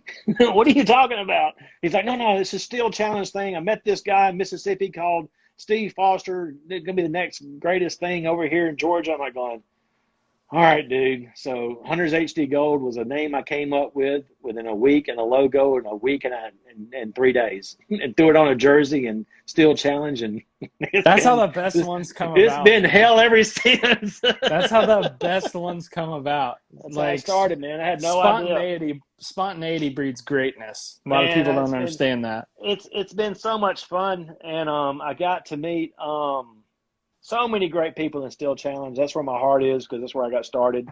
But, man, when I went to my first USPSA match at the Mississippi Classic, and I saw they were running with the guns, my whole life got turned upside down. I said, whoa. Oh, yeah. And I met the big, tall, sexy guy from down in Fort Lauderdale called Luigi. Oh, it's just been a love affair ever since in USPSA. He has introduced some of the best people in the world. So it's Luigi's awesome people, man. Yes. Luigi's. Let me tell you something. Luigi is, but he came up to Hunter's HD Gold tent, and if you know Luigi, you know Luigi. But he was wearing Pilas at the time, great frame company, and walks up and puts on Hunter's HD Gold. You know how Luigi does. Mm-hmm. My Luigi impression, but he's actually looking down at you because he's tall. And he goes, and gave me about 14 reasons why he didn't like him. I was like, very good. Very good. I need this feedback. I do demo days so people can tell me why they like them or they don't like them, so I know where to take the brand, blah, blah, blah, blah, blah, listen to it. And Luigi went on with the Dupuis, and because they were shooting with Bryce and Blaine, and went on amongst his merry way. And it was very nice. I was cordial. Everything was great. But, Luigi just said, he gave me all these reasons why he didn't care a thing in the world for him. I was like, that's fine. So, Bryce and Blaine, boy, God love those two kids because they have been huge advocates for Hunter's HD Gold at USPSA matches before I got there. And I love the family so much. And they kept pushing on them. But about a month later, Luigi calls me up on the phone. I guess he got my number from one of the Dupuis boys. And he says, hey, I've had time to think about it. I need you to send me a pair of aviators and make sure they have the side shields. I was like, okay. So I sent him a pair. And he rocked them down in Fort Lauderdale at some matches down there, some night matches, some day matches, some all other things. And he came back and he said, my mind just wasn't in the right frame of mind. Everything else, I wasn't ready to try something new and change in a match, and I respected that. And he's been a huge advocate for me and opened up a lot of doors ever since then. But Luigi was one of those, and it taught me a lot from my first USPSA match because I've got to realize that I'm in a match that not everybody goes to section matches, but that may be their big match of the year. They're not going to change. They're not going to make any decisions to do anything at the time, and that's okay. You're there to educate people about lenses. And through that process of learning that feedback from Luigi, which is pretty like, okay, I'm going back to Steel Challenge. They don't like me here. Instead of doing that, I pushed on and said, no, we got to do this. And my very next USPSA match was, I think your first Nationals was at the 9 days of Nationals. And it's one of those things where Sherry goes, where are you going? I said, I don't know. Somewhere in the middle of hell. Florida, like the wind comes in from the east over here, it comes in from the west over here, and the wind stops in frostproof.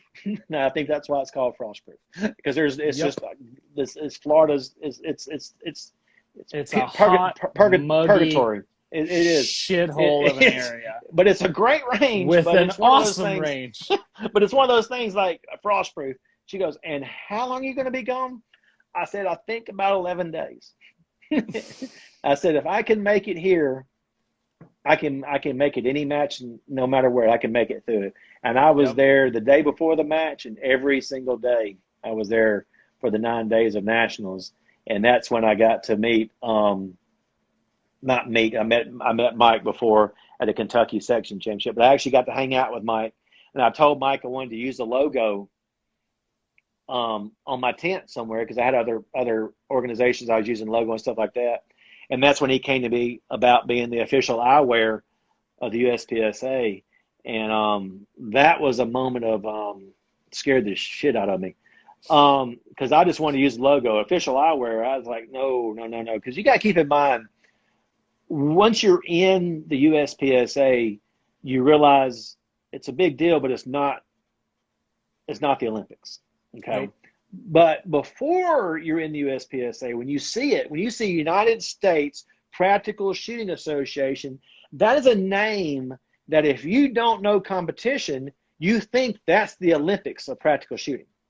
Yep. And it is to a point for a lot of people, but me not knowing this, I'm like going, this is something where the United States is on it. Wait a minute. This is way Way bigger than you thought you were ready way for. bigger than my pay grade. This is not what I said, there's a lot of people out there been doing this a lot longer than me. The Rudies, the Oakleys, the Wiley. There's a lot of people who have been doing this a lot longer than me, supporting the shooting sports.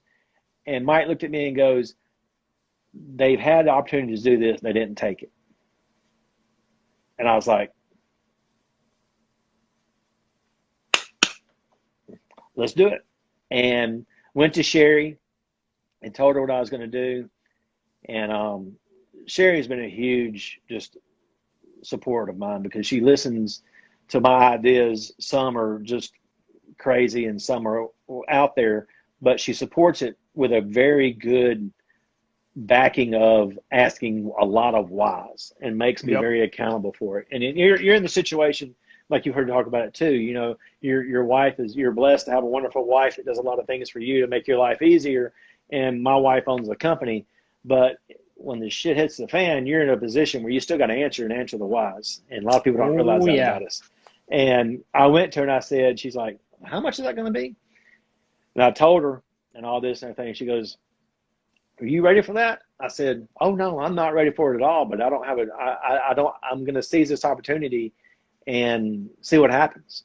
And she said, all right, I'll back you on it. And we write them a check every month to be the official eyewear.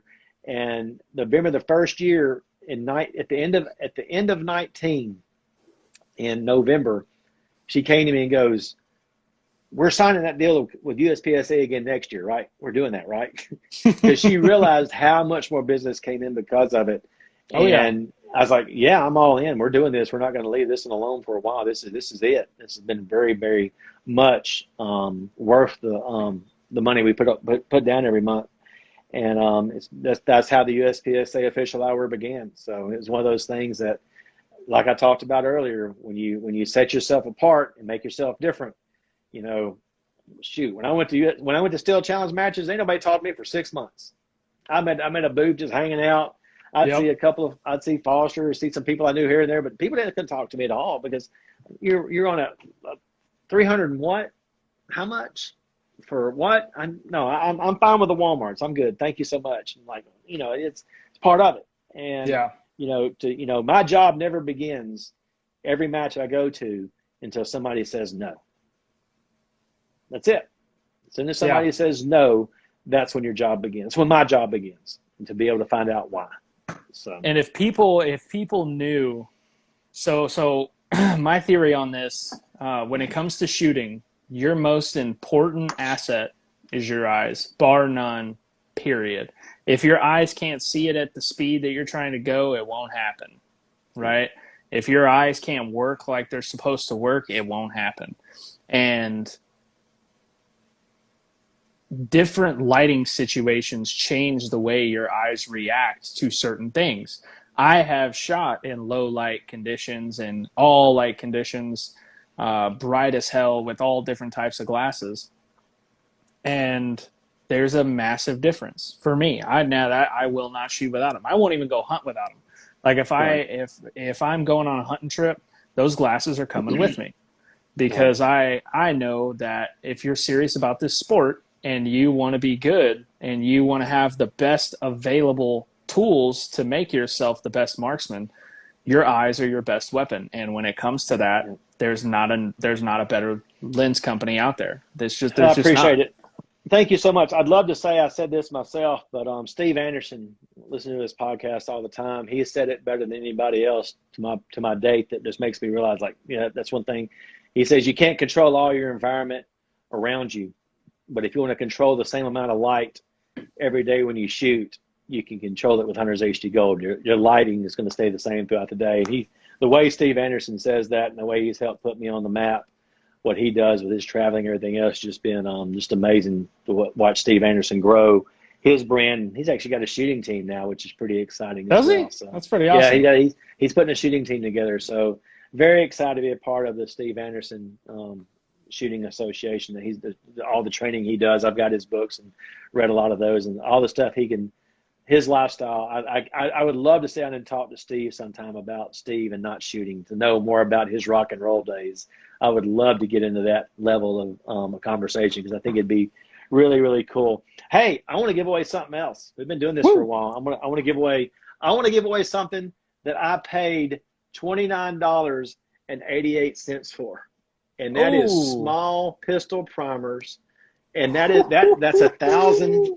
This will get you what you need to shoot one of these USPSA area matches that are come up. You may not have the primers, so let's give away some primers to somebody. So, what do you want to do on this one? You want to reference something? How you want to give this one away? Primers. Yes. Primers. Yes. Yeah, yes. primers. Yes. I paid I paid less than 3 cents a primer back then. Can you believe how much they've gone up? And this is a CCI primer. It's not Winchester. So that's $400 on Gunbroker. That is. Yeah. Make me another drink. All right. Anyway, we're gonna give away something else now. Brian's getting that's right. We're gonna give away some primers. I want to give away some primers. This will help somebody be able to shoot another area match or nationals that they may not have been before. So this will get somebody to their next match. And if they win them and they don't have primers, or they have primers, they may help somebody else get to a match. That's what it's about today. Help somebody get to the next match. So okay, awesome. What do you want to do? Let's see if people are paying attention. All right, I'm taking notes. Get ready to write a name on the box. All right. This is going to be a good one. All right, before you go any further, is the Dupuis family or the J.B. Creech family allowed to play in this game since they've already won one per household? No, it's got to be someone new. Fair enough. I apologize to the Dupuis and J.B., but you're going to have to trade with somebody else. And I feel you, but this is podcast listeners. There's 11 people on here right now on my end. You probably got more showing on your end, but somebody's going to be going, holy cow. And that's what I want to hear. So next time they won't forget to not listen. Yep. This one's going to be, let's see here. I gotta really think about this. All right. How much did Brian pay for his... 11. That's funny. That's 5-11. That was a good joke. That was a good joke. Mr. Dupuis got jokes. That's funny. Yeah. How much did Brian pay for his Sprinter van originally? Right. Not after it was all done. That's right. Okay. You're not eligible. You're not eligible. Just you don't have a mute button for people. Boomers. This is why. There it is. Not all alpha. All alpha. All right, I don't know who that is. Primers. Not all alpha. We won't release your name, but not all alpha.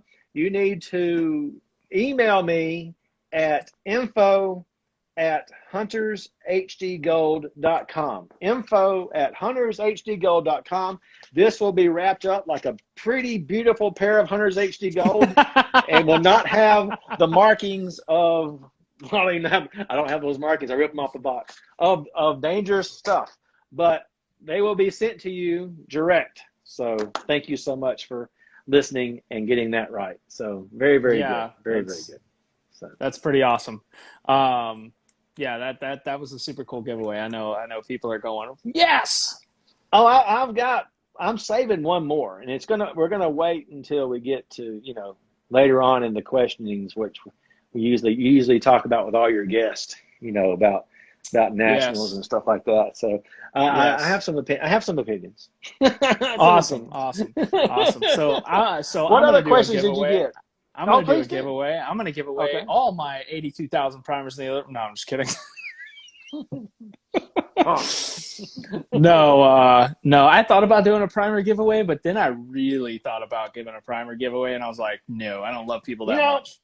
I was in my gun room last night walking around going, I got some stuff that, a lot of people have, given me from other companies that I've, not used and everything else. I'm going to start giving some stuff away. So, and that's a little segue into what's going to happen with some of the Hunters HD Gold Behind the Lens podcast as well. So there's going to be a lot of reasons to listen, and I've may even have some guns to give away. You never know what I'm going to do. So hell yeah, just never know. So. You love me that much? No, I don't love anyone that much. Not to give away my primer stock. If you had all my primers in a box and it was hanging over the edge of a cliff and then like everyone except for like maybe 5 people on Earth were on the other side, Right. hanging by the cliff. I'd be like, and my primers, let's save those. Nice. What other questions did you have that we can probably speed through, not tell a long story about on that? Man, what were they? Let me look here. Yeah, if you got some, I mean, if there's some good stuff out there. I mean, there's stuff that There was a lot of there was a lot of goofy questions. Someone wanted to know what's your favorite Wu-Tang Clan song? Yeah, that's a good one. Okay, all right. Here's a good one. I've got the story about that though, that a lot of people don't know. Story about what? my history. About my history. Let's do it. Let's talk about it. And Wu-Tang Clan and a lot of other various artists from the late 90s, early 90s. I used to be a DJ when I was right out of high school, and you can look up the information best and through the website searches and find out this place of business is no longer around, but it was in Tuscaloosa, Alabama. And it was about 20 miles west Tuscaloosa, in a club called the Citizens Club. And okay, back in the day, I was the only white individual in this club that was DJing, and my name was Flying Brian back in the day. And I was mixing all kinds of music. Flying Brian? Back in the day, Flying Brian. There's a lot of things in the past that my music knowledge on different genres is pretty extensive back in the days. And, yeah, I got that name off winning a dance contest of the Humpty Dance back in the day. If that tells you anything. So. Oh my God! Yeah, there's a lot of method to my sickness. There's a reason why I'm sick. I've got issues. So you're saying that partying with Brian Conley in the 90s was even better? Yes. The owner of the club actually had me a fake ID to be in there to be a DJ in his club, because it was a 21 and up club. It was a lot of fun back in the day. Somebody said that's halfway to Columbus. Yes, JB knows. JB might know about the Citizens Club, but that's the club where all the Alabama football players went to back in the day, and the Bobby Humphreys of the world and the shootings of the early days of the 90s and all that stuff was happening right in the Citizens Club. So I am proud to say I survived and learned a lot.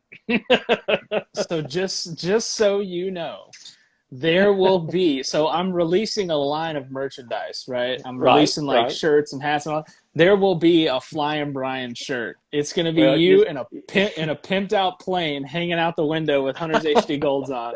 I've already got it. You do a silhouette of me and doing the Humpty Dance, whereas back in the back, my arms going back. So, I mean, that's awesome. Oh my God. My face hurts.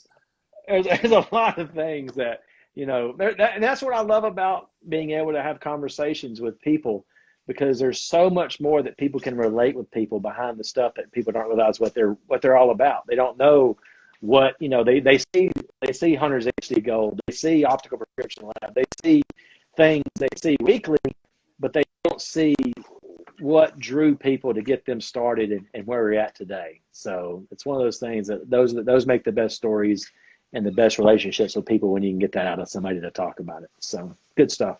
What other questions you got besides Wu-Tang Clan? Yeah. I think we go straight into the good stuff. I think we go straight into let's start with who you pick to win nationals, because I know you keep up with the sport, right? I do. We'll go which division? We'll go this year's high cap, next year's low cap, right? So this year's high cap, we'll start with PCC. All right. My biggest thing is I'm a huge Max Leogrande fan. So Max is going to have this down. So you're almost looking at who's going to come in second. And Max is he's amazing to watch. He just got through going to shoot in Europe with him over there. Super jealous. with Vita, with another guy that wears Hunter's HD Gold, and that's just I don't know who would even be a close second on that one. He dominates the competition by his splits. He dominates the competition by his mind of how he walks the stages, how he briefs, and how he puts his game together. I've watched him before it's his time to shoot, and where he goes mentally is just a really cool thing to watch what he does. And his game is on point. I'm excited to be able to go to his match. Hopefully the first week in December, he's going to have another 2-gun match, and I'm planning on coming out. I'll be there. Utah. So I'm planning on doing that myself. So I think I'm going to go shoot that. I think I'm going to give it a shot. I got all the tools. I'm going to go give it a run.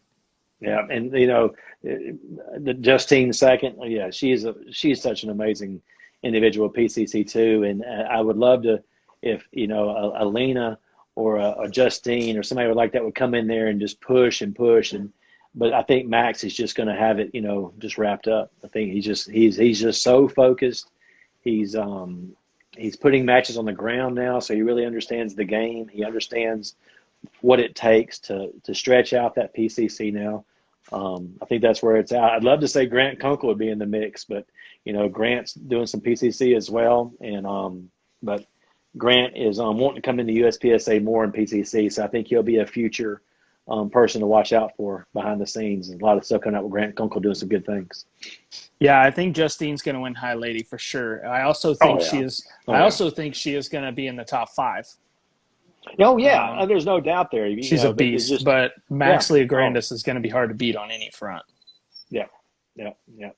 Period. And I agree with that. Josh Fralick's he's always been there, but his demon has been Scott. So and Josh is doing great things. That new JP5, that is I'm traveling around with that new JP5 now that they're coming out with in November, December time frame. And that new JP5 to Josh, that may give him the edge he does need to be there. But I still think Max's finger and his splits and how he does things on the move is just very impressive. So that's my choice. I like it. Solid choice. I would agree with that. All right, let's go carry optics. You missed everything, Joseph.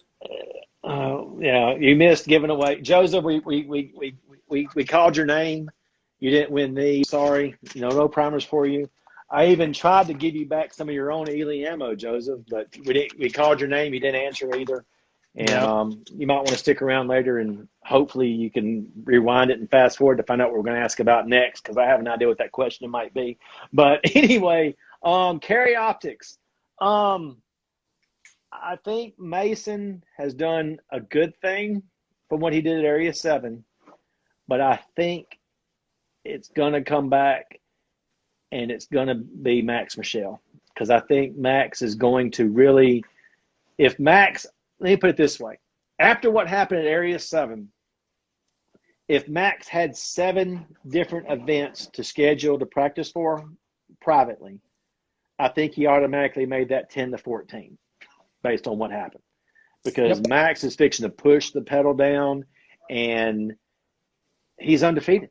Nobody's done it. Nobody's beat him. And he saw at Area 7 that Mason was just a couple of Mason was faster. Mason was faster, but had 2 shots that he can't get back. So Max Michelle, I think you poked the bear, and Mason lost by a couple inches.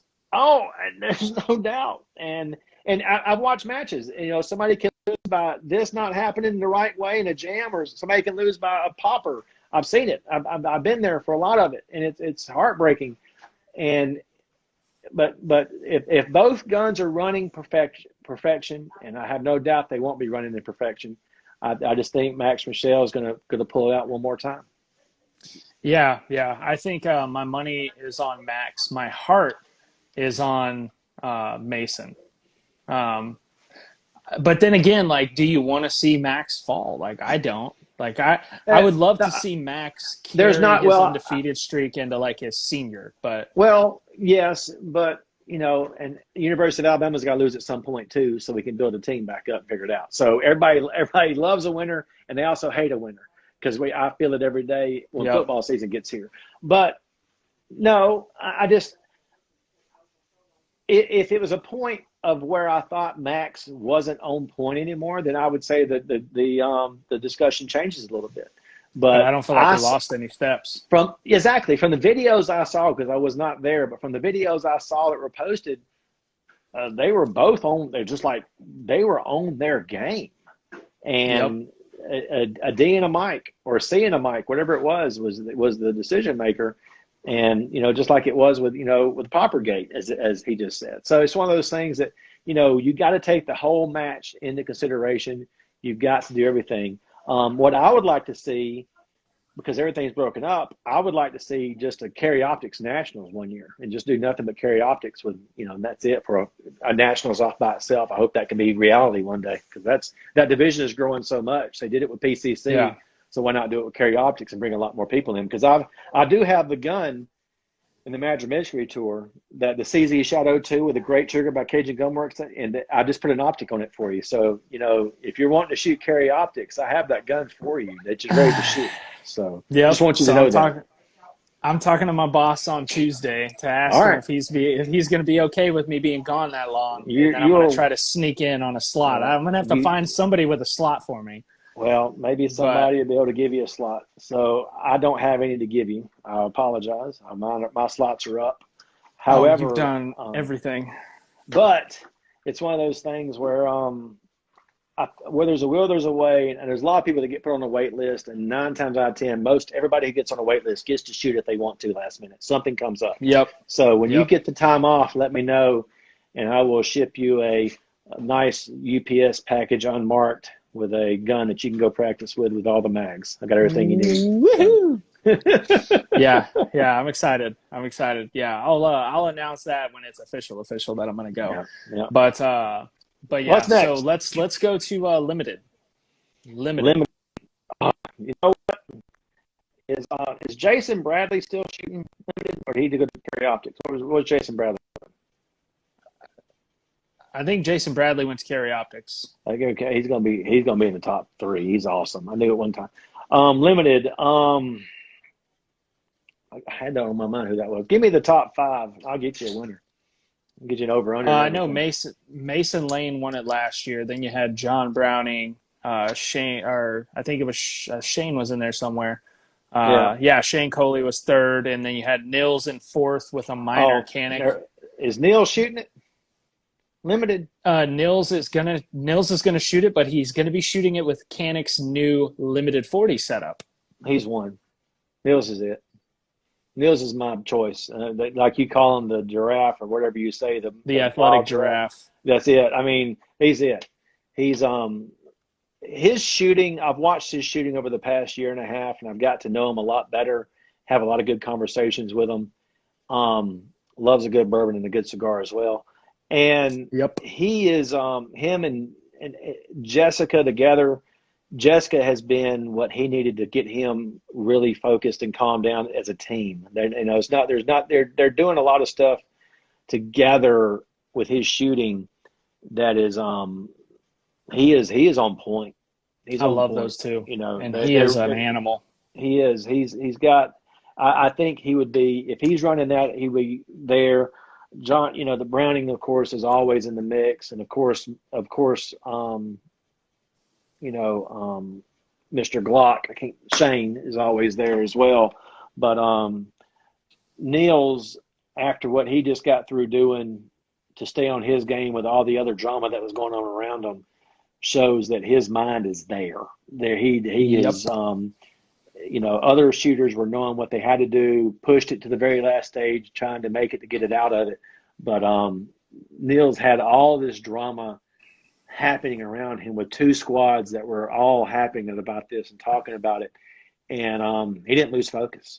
And that right there alone tells me when your mind is there, the rest of it's going to come together. And if he's got a new gun that Canic's coming out with, that's something that he's putting his name on. Yeah,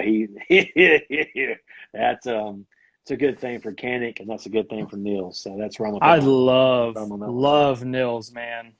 Nils, after my shit show of a nationals last year during the awards ceremony, like called me over and was like, "Come over here, bro." And I came over and handed me a cigar and was like, "Sit down and relax. You earned every bit of this." And I was like, hell yeah. Sat there, smoked a cigar with him. Yep. We were talking, and I was like, "Dude, do you realize that if you would have shot minor, you would have won by like 3.5, almost 4%?" And he was just like, "Yeah, but I didn't win with this gun, and that's what I wanted to do." Yep. I was like, shit, man. He's very focused. He doesn't allow a lot of distractions, but he's just a great guy. Great people. He's so good. I've had the pleasure of sitting down with him after a match in Arkansas last year after Area 4. I got to sit down with him for a while and had a good time talking to him. So I respect a lot of the shooters in this category, but I think Nils is the one to watch out for. Yeah, I would agree with that.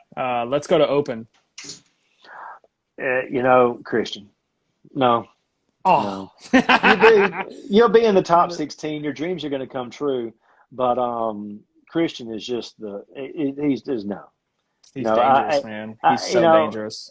He is. And everybody else out there that may or may not come into the United States to shoot, I respect them all. But Christian, JJ, look, if there's anybody out there that, that I just truly just rock as far as a shooter and what they mean to the shooting sports, JJ is the epitome of that. And, he is, I won't say well overdue or deserved, because everything, you win and you win, period. Yep. I don't believe anybody deserves anything. When you win, it's your time. You got to earn that shit. You do. And for JJ to come in there and be the third time to get beat by Christian is a hard pill to swallow.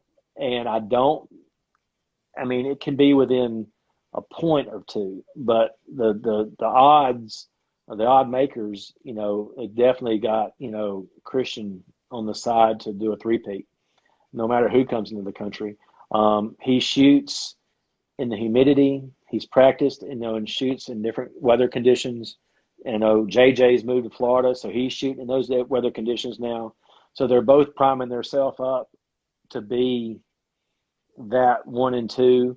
And the Gianni, what's the kid's name out of Texas? That your boy, Gianni. Is it Gianni? Out of Texas? Yeah. What's the guy that shot? Who shoots open? Is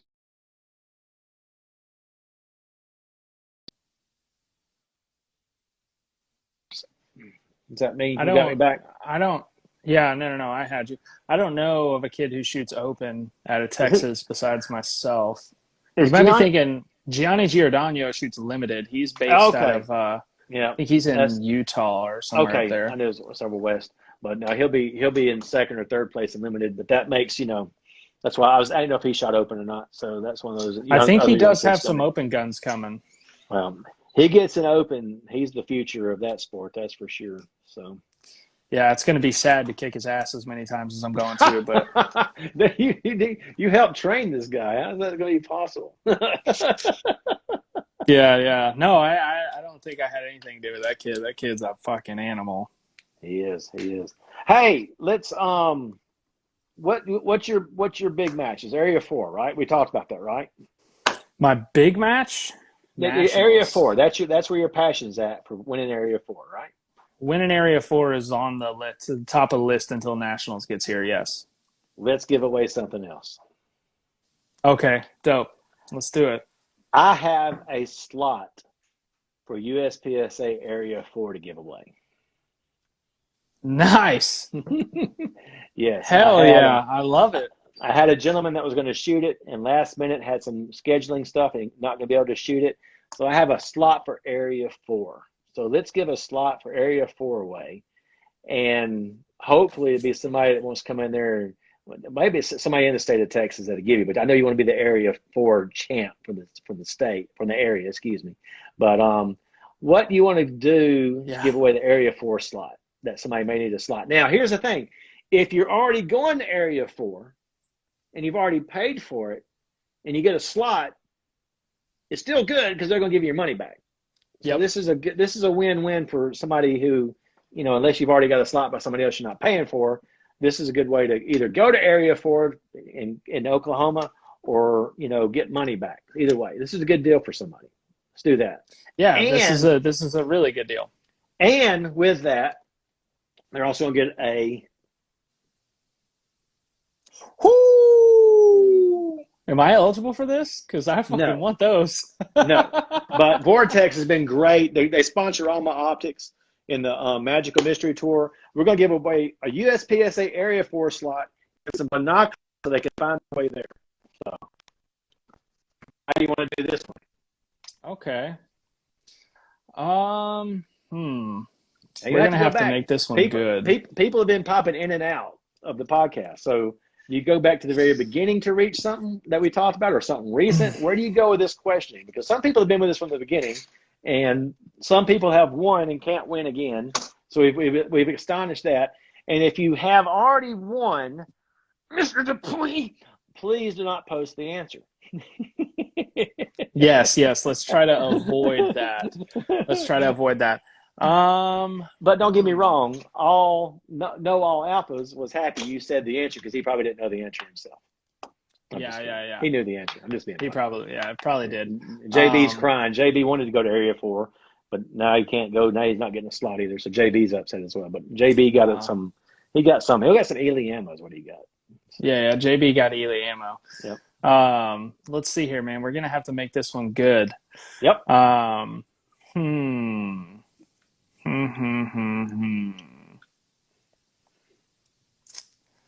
on. The frames in Norway, so it's very expensive to ship back and forth. Can I order your lenses to fit an Oakley model? Email me, and we will figure out a way. Yeah, he'll make it happen. All right. Let's see here. Go to the website, hit contact us, and it shoots me an email on my phone. So. Yeah, that'll be cool. I don't know. Why don't you come up with the question? Damn it. Fine. Exactly. Kind of gold. Your question. All right. What did I start talking about from the beginning? All right. That's right. Remember that name. Who? All right. A question about a situation, but not a question. Let me see. How can we do this? I'm trying to think now. Aha! What customized item do I have in the Magical Mystery Tour van that I give away at matches now to people that may want them? What do I give away? Yep. Let's see. Come on.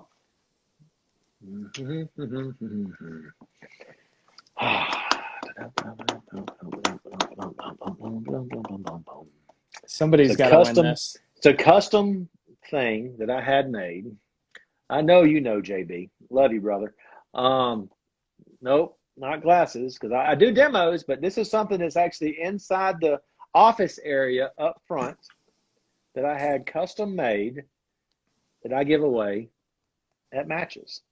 Yep, and they are awesome. That's right. JB knows. I know. You know. I had somebody actually the other day they sent me a message and wanted to buy some. If I had some, they could send them. And not coin. No, that's not right, Tank. Sorry about that, brother. You can still guess. It's not just one guess and you're out. You can guess all you want. But and I said, no, I don't really have any extras to ship out right now, but let me get some extras in. So I called. We got a winner. Oh my goodness. That's it. Florit John. Florit John. Congratulations. I hope. Now here's the thing. I'm going to give this slot to you, John. FLORIT JOHN. The binoculars, I wrote on the binoculars name. This will come in a package. You got to email me at info@huntershdgold.com. This slot for Area 4 is yours. Now, if it is not in your schedule to be able to make Area 4 or anything else, it is up to you to give it to somebody else and get in touch with Chad, let Chad know who it's going to be. So I will get with Chad and let him know who you are when you email me that you have that slot, the Hunters HD Gold slot for Area 4. And then if you can't go for some reason, you got to let John know who you're giving it to, because I'm only giving it away once. Now the power is yours if you're not going, but I hope you get to go there and that. So email me at info@huntershdgold.com, and I will get the information to the area director, Chad at Area 4, and congratulations on winning the slot for a USPSA Area 4 match. That's awesome. So there you go. There he goes. I'm not going to Area 4, but couldn't resist answering. And that's great because now you get to give it away. So you got to email me still, and you're going to have to give it away to somebody else. So and you got binoculars in the process. And you got binoculars in the process. So that's one reason I did binoculars as well, because I wanted to make sure if you're not going, you still got a prize. So you actually get to make somebody else happy if you're not going. So that's pretty cool. So I'm pretty excited about that. So email me, and we'll make that happen. So where we at on the list? We got to talk about other people at nationals that who's going to win. So where we at? What would we leave off? Yes, we left off on open. Open. Christian was the answer for you. Christian is the guy. And how do you argue with that? You know, you can, and I've heard a lot of great debates on a lot of podcasts. But if I could find a way to put money to gambling in shooting sports, that's where my money's going, because the odds are definitely in the favor of that. So good stuff. Thought about getting in touch with Barstool and being like, "Come on, guys, do it." That's it. Hey, you know, they're all these college athletes now that are signing up with Barstool and everybody else getting. There's going to be a lot of things happening in the future. So goodbye, NCAA. I liked you. Not really. See you later. Talk to me. What's next? Let's go production next year. Production. Let me see. This year who was that this year? Why am I drawing a blank? Who won this year? Nils won it this year. Yeah, Nils won production, of course. By like the closest margin I've ever heard of. Yeah. Can Nils repeat? Nils has been, you know, you see Nils do this, then you see Nils drop off, and then it comes back. I think, and this was before Jessica. Now that Jessica's here, it'd be great. JJ shot it because Beretta was a sponsor. Yep. You know, does JJ go back to shoot production based on the world shoot going to happen next year and everything having to change to be more focused because the corona or everything will be behind us, COVID thing will be behind us. And with everything happening in USPSA, does Ben come back? You know, there's a lot of things, and somebody just said that. That's cool. Mason training as well. Nils will be a great way to back it, and you know that pride he would have in that. If Ben came back just out of the blue, which we've all heard on his podcast, he's not shooting nationals for a while, and that's okay. I get it. I see his points. I see a lot of people's points, but at some point he's going to say, "I want my shit back." And when I don't think I would have held out this long. I know. I don't think if Ben comes back, he's in. He's done, and because he want to have number 9 all day long, and I think that would be huge. And Nils is going to be just great. If JJ if Beretta comes back as his title sponsor, and if Beretta wants JJ to shoot it, then I think JJ would be it'd be JJ, Nils, or Ben. That'd be my top 3 leaning towards Niels, because that's really hard to give an answer on something that we really don't know who's all going to be there. But that's my top 3, leaning towards Niels. I like that. All right, let's go limited 10. Now, will this division still be here next year? That's the question. Don't know. Yeah, don't know. Nobody knows. Nobody knows what the future holds for next year, okay? Everything could be different. The whole landscape of the whole shooting sport of USPSA could be different this time next year. Well, either way, things are going to be different regardless. We know that. Yep.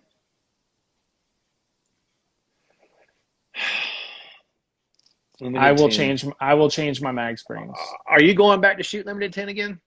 Probably, if it's on the same format, most likely. I'm sure they're going to want to bring. I don't know what they're going to do with everything. I've talked to Jake some. If I'm allowed back, they haven't made a lot of decisions. No, that's the best thing about a volunteer thing. You'll be there. You're good. What are people saying? Rob shoots a single stack again. Limited 10. Did Gianni shoot limited 10 this year? Gianni was second, and he was looking good. Christian won it. Christian did. Christian's not going to shoot limited 10 again next year. Gianni's my choice. If Christian comes back to shoot limited 10, I'd be shocked. But I think my Christian would want to probably try another one. Like, give me another nationals. Yeah. I don't see Christian going on a back-to-back limited 10. I don't know Christian that well. He might be like, oh, screw that. I want back-to-back. But I could see him going, all right, I've done this. I've done that. I want to go win this now. Yeah. He seems like he wants to be like a Nick Saban holding up the rings. You know, he wants to be like, I got all these. Yeah. And that's fine. I respect him for it. But I'm gonna go Gianni, for that one again. So I think that's my choice, because he's gonna have a whole. He understands how the competition's really running at nationals now. He got to see what that stress is like. He has a great support group with his family. He's got a great support group with other shooters. I think he is definitely the choice on that. I think he's going to have what it takes to put it in there, even, in that situation. So I think Gianni, for the last year, has been missing a piece of his game that I think he just recently found. Nice. That he's starting to iron out. And when that kid gets this totally figured out, he is going to be a nightmare. He's such a good kid, though. God, he's a good kid. Yeah, such a beast. Such a good kid. Yeah. Super smart. Does a lot of cool shit. All right, let's go with single stack. God almighty. I didn't ever pick Rob Latham back-to-back. Me either. I didn't. Fuck. I got so much hate for that.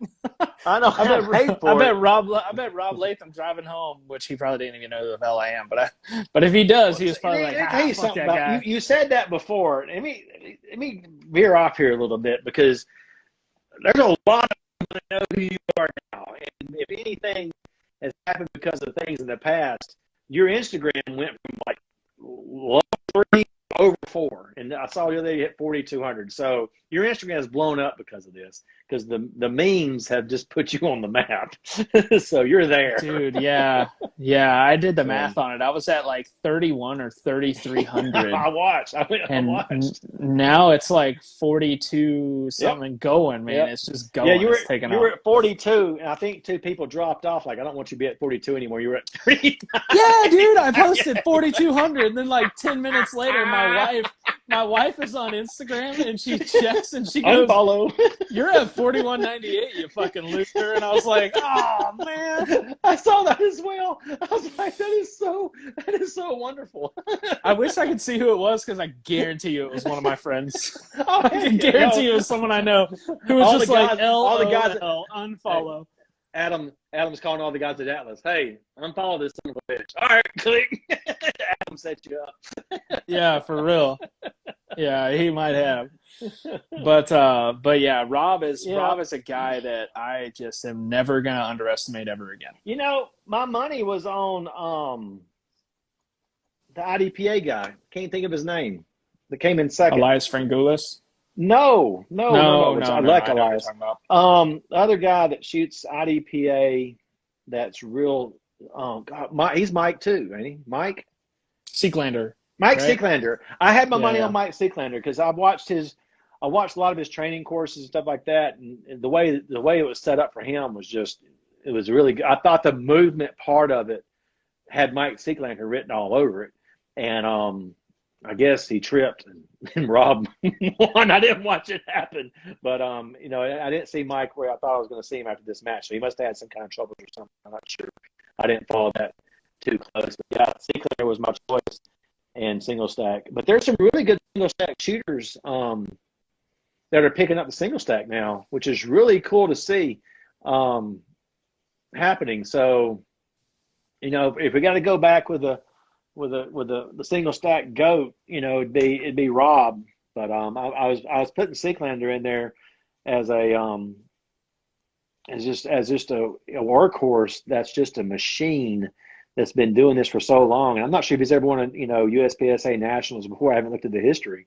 But if he hasn't, then I know he damn sure wants to. So I think I'd put Seeklander in there. So I'm going to see him at IDPA Nationals. I have to talk to him a little bit and get some stuff behind the lens and kind of see what that looks like for his career. I'd like to study him a little bit more and see what he's all about, because I know what his defensive training stuff and stuff he's done with Michael Bain and a lot of those guys on TV are just fascinating to me, of the education and stuff they have behind the scenes of preparedness and being ready for any kind of thing that may happen in different scenarios. So it's not one person I want to come across in a bad situation. So. Oh no, that guy is a silverback gorilla.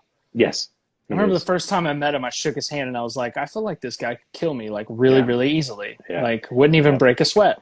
Yeah, he'll Jared Fox your hand real quick. Yeah. I feel like if he wanted to, he could just rip my arms off and beat me to death with them. And I'm not a small human being. I'm a big human being, and he could just fucking.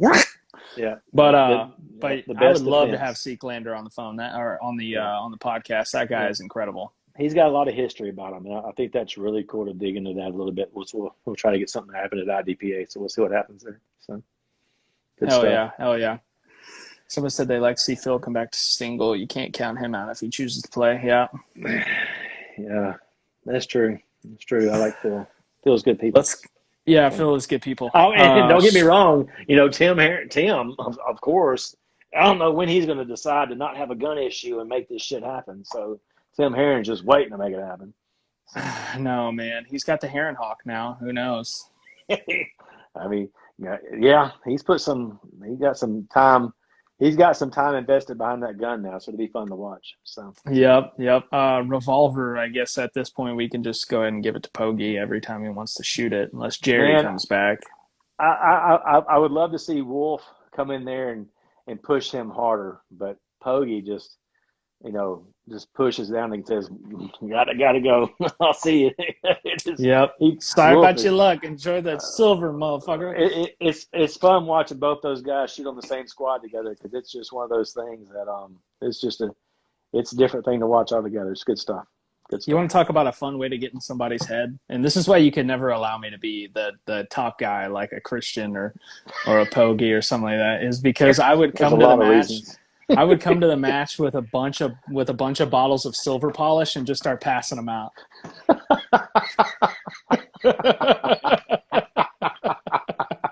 And I would get them like custom made with somebody's name on it, like when you're winning nationals, I'm buying the labels. So go ahead and get yourself ready. We're going to do this. Yeah. When I start dominating, man, I'm just going to start grabbing some silver polish and getting the custom labels of like if I'm Christian, I'm getting one like KJ, KC, Eric Graffel, like Bill Drummond, all those guys, Lesgar Murdoch. They're all getting their own, and I'm just going to pass them out at the first stage. Because they'd get in their fucking head. They'd be like, this son of a bitch. I have seen, that's one good thing about being where I'm at, not competing and watching everything happen. I see the mind games that happen that are so that quick. And if you don't catch it, the people that are competing catch it. and it's really Mm-hmm. fun to watch how they do things. And just everybody's got their own thing. I won't. It's like telling somebody's tales on a 7-card on a poker game. So I'm not going to tell their tales. But when you watch people and you follow people like I do, you get to learn what people's tales are like that, and it's pretty cool to see how people are doing things to make the game change just a little bit, just before a stage begins or something like that. It's pretty cool. It is real. Mm-hmm. It's real. It's very real. I've done it and had it done to me. Well, people don't do that. Oh, you have no idea. Oh, no, I'm just kidding. I have a bobblehead of one of my buddies in BDSM outfit with a female body. That is every time I shoot against him, I just send him a picture of it. You think I'm kidding? I'll go grab it. No, it's okay. No. We're taking a field trip. Hold on. Yeah, I don't like you getting out of the chair. I've watched your 4-hour podcast with Bill. Every time you got out of the chair, it was not a good thing. There will be no peeing. No. Let me see here. Let me go to my magical mystery garage here.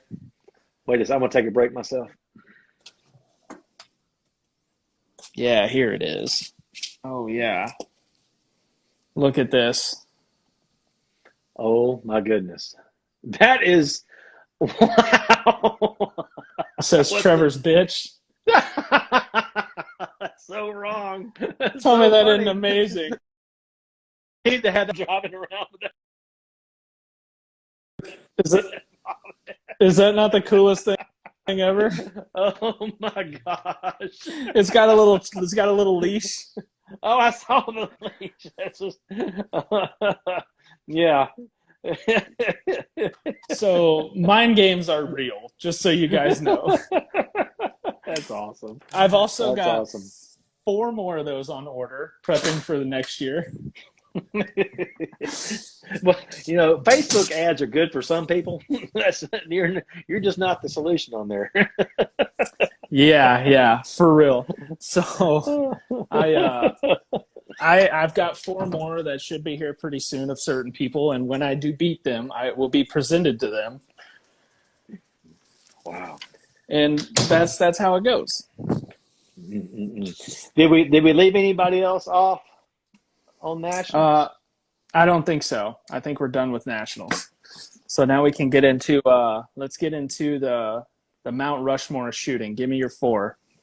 Oh, good gosh. I remember this question. I didn't even think about it because I was like going, when you go to the Mount Rushmore, you got people that made a difference in shooting, not just the people who won. They're people that made a difference in how things are done, how things are handled, and, what the legacy of shooting. So the Mount Rushmore of all shooting sports, or are we talking about the Mount Rushmore of USPSA shooting sports? Because there's so many different disciplines out there. I know this is a USPSA type podcast, but let's do both.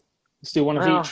It's okay. I mean, it's not necessarily, but what do you trying to think? How did I went through this in my mind and I thought about it. I'm trying to buy time right now because my mind just went blank on where my thought process was going with that whole thing. If I had a list earlier, listening to a podcast before, who they would be. And people that have made a difference for that. I think, of course, one on my list of what I've seen would be Max Michel.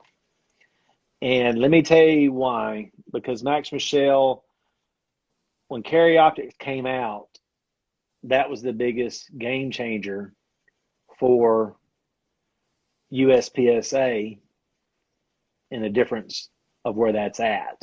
So when you have the Max and what he did with the gun he's doing it with, and how he changed the training, how he changed the way that people are taught, through his training with Carry Optics, I think a lot of people have adopted some of that same stuff that he talks about. So I think Max Michel would have to be on that list from a training standpoint and from a professional standpoint of how he represents the sport and how he represents everything. Next, there's so many great people that have made a difference in the shooting sports, but the awareness issue of shooting sports and the way, I'm trying to think how to word this, that people know about the shooting sports through podcasts and training and other things. There's no different ways to put people on the list. My mind's all over the place. I don't want to just say something that's out there in the blue, but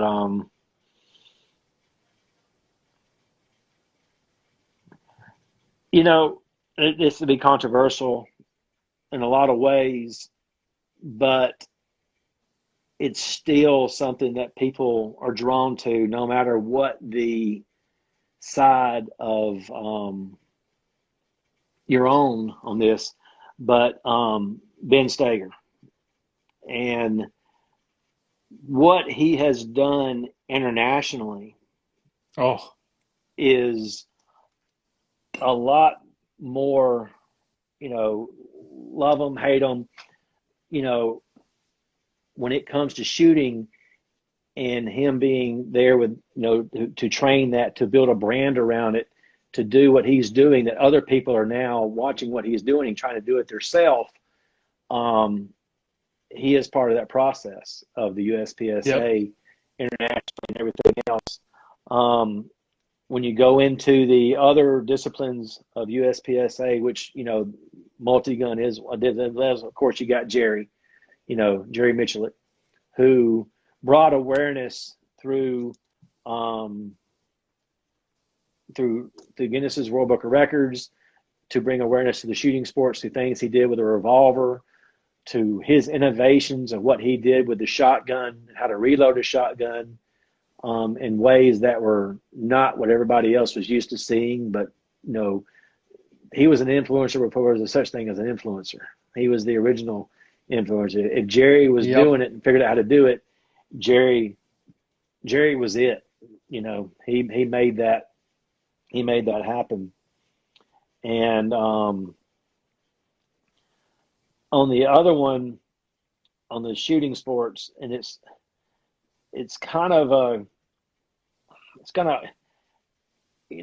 more than multi-gun again, but it's somebody who is leaving an impression for many years to come with the shooting sports in general, and has dabbled in USPSA some. So, and that it's going to be Diana Miller in the shooting sports. And she doesn't do a lot as she used to. She does a lot of multi-gun still, but what she has done with the shooting sports through the DC project to make our congressmen aware of that at a level that you and I can't travel to like they do. She is a face of women who are passionate about the Second Amendment, and that's one of those things. Got kind of two USPSAers and two multi-gunners, but they've done both, of course. But that would be my my fourth pick would be Diana, because I have talked to her in person. I've been to the DC Project match this year to really study what that organization is about. There's a lot of organizations out there that do a lot of great things, but there's no but. There's just a lot of things that she has done is just way beyond what other people even know. And if there's a good way to support the Second Amendment through her testimony and through her what she's doing to go to Congress and be there with people that are talking to the people. And I watch some of these interviews they do, or not interviews, but congressional meetings they have on C-SPAN sometimes, and they'll go there and speak, and you'll see a congressman just logged there listening, but then after they say what they got to say, they just walk up and leave. There's no respect at all.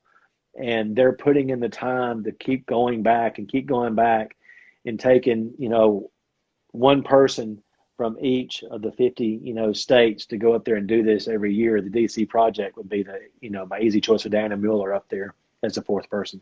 So that's a legit choice there. I like that. It's a very well thought out choice. I listen, and it's changed. My mind goes all over the place because I listen, like I said, when I'm traveling 13 hours every weekend one way or on average, it's always, I'm glad I'm 100 miles an hour. Exactly. I mean, I'm always getting all this stuff, and I've listened to some of them more than once. I won't tell you which ones Bill did. But anyway, because there's so much stuff you're laughing. You're laughing so hard you don't realize how much you missed when the first time it was played for the first 4 hours. But it makes a good 4 hours go by really fast. But no, that's kind of it. And I would love to get into more of the other stuff that we said we was going to discuss, but I am running out of time. This has been 2.5 hours, so we may have to wait and talk later. But they've got back from the store, the grill's going, I'm getting ready to go. So we will touch base with the other stuff later on. And if there's anything else, I have got to go. And I apologize, we didn't have time to get to everything we talked about at Nationals, but we'll get to it. It was just not right now. Yeah, I can't. yeah. Apologize. We'll get to it. Yeah, we'll get to it, brother. All right, man. But brother, dude, I can't tell you how awesome this was. I enjoyed the shit out of this. It has been a blast. Thank you so much. And like I said, listen for the Hunters HD Gold Behind the Lens. It's going to be searchable on all your favorite podcast platforms. And it's just going to be another way to get into the shooting sports and find out what's really behind the people that are really making the difference in shooting sports. Some way in a positive way, some way might not be so positive. So find out for yourself. But Trevor, thank you for this opportunity to talk about my life. We'll have another. We'll finish up some stuff that we didn't have time for today. We'll have it. We'll do it next time, I'm sure. Yes, sir. We will, brother. All right, brother. Have a great 4th. Have a great weekend. I am. Have a great 4th. Have a great 4th, brother. Happy 4th of July. Thank you again for coming on, man. Much love. You're very welcome. Thank you all so much. Congratulations to all the winners. Later, brother. Brian Conley, everybody. Thank you for sticking around this long. If you made it this long, you're a fucking champion. Again, y'all make this possible. Y'all keep this going. Got some exciting stuff coming up, so stay tuned. We gave away a bunch of stuff. We're also, if you made it this far, don't forget to go through and watch and see how many times we took a drink of a beverage on. If you could see it in the camera, it counts. And Brian's going to give away a hunt for 2. So make sure you were paying attention. Anyway, thank you guys so much for allowing me to do what I love and do what I do. And y'all make it all possible. So appreciate you sticking around. Thank you again.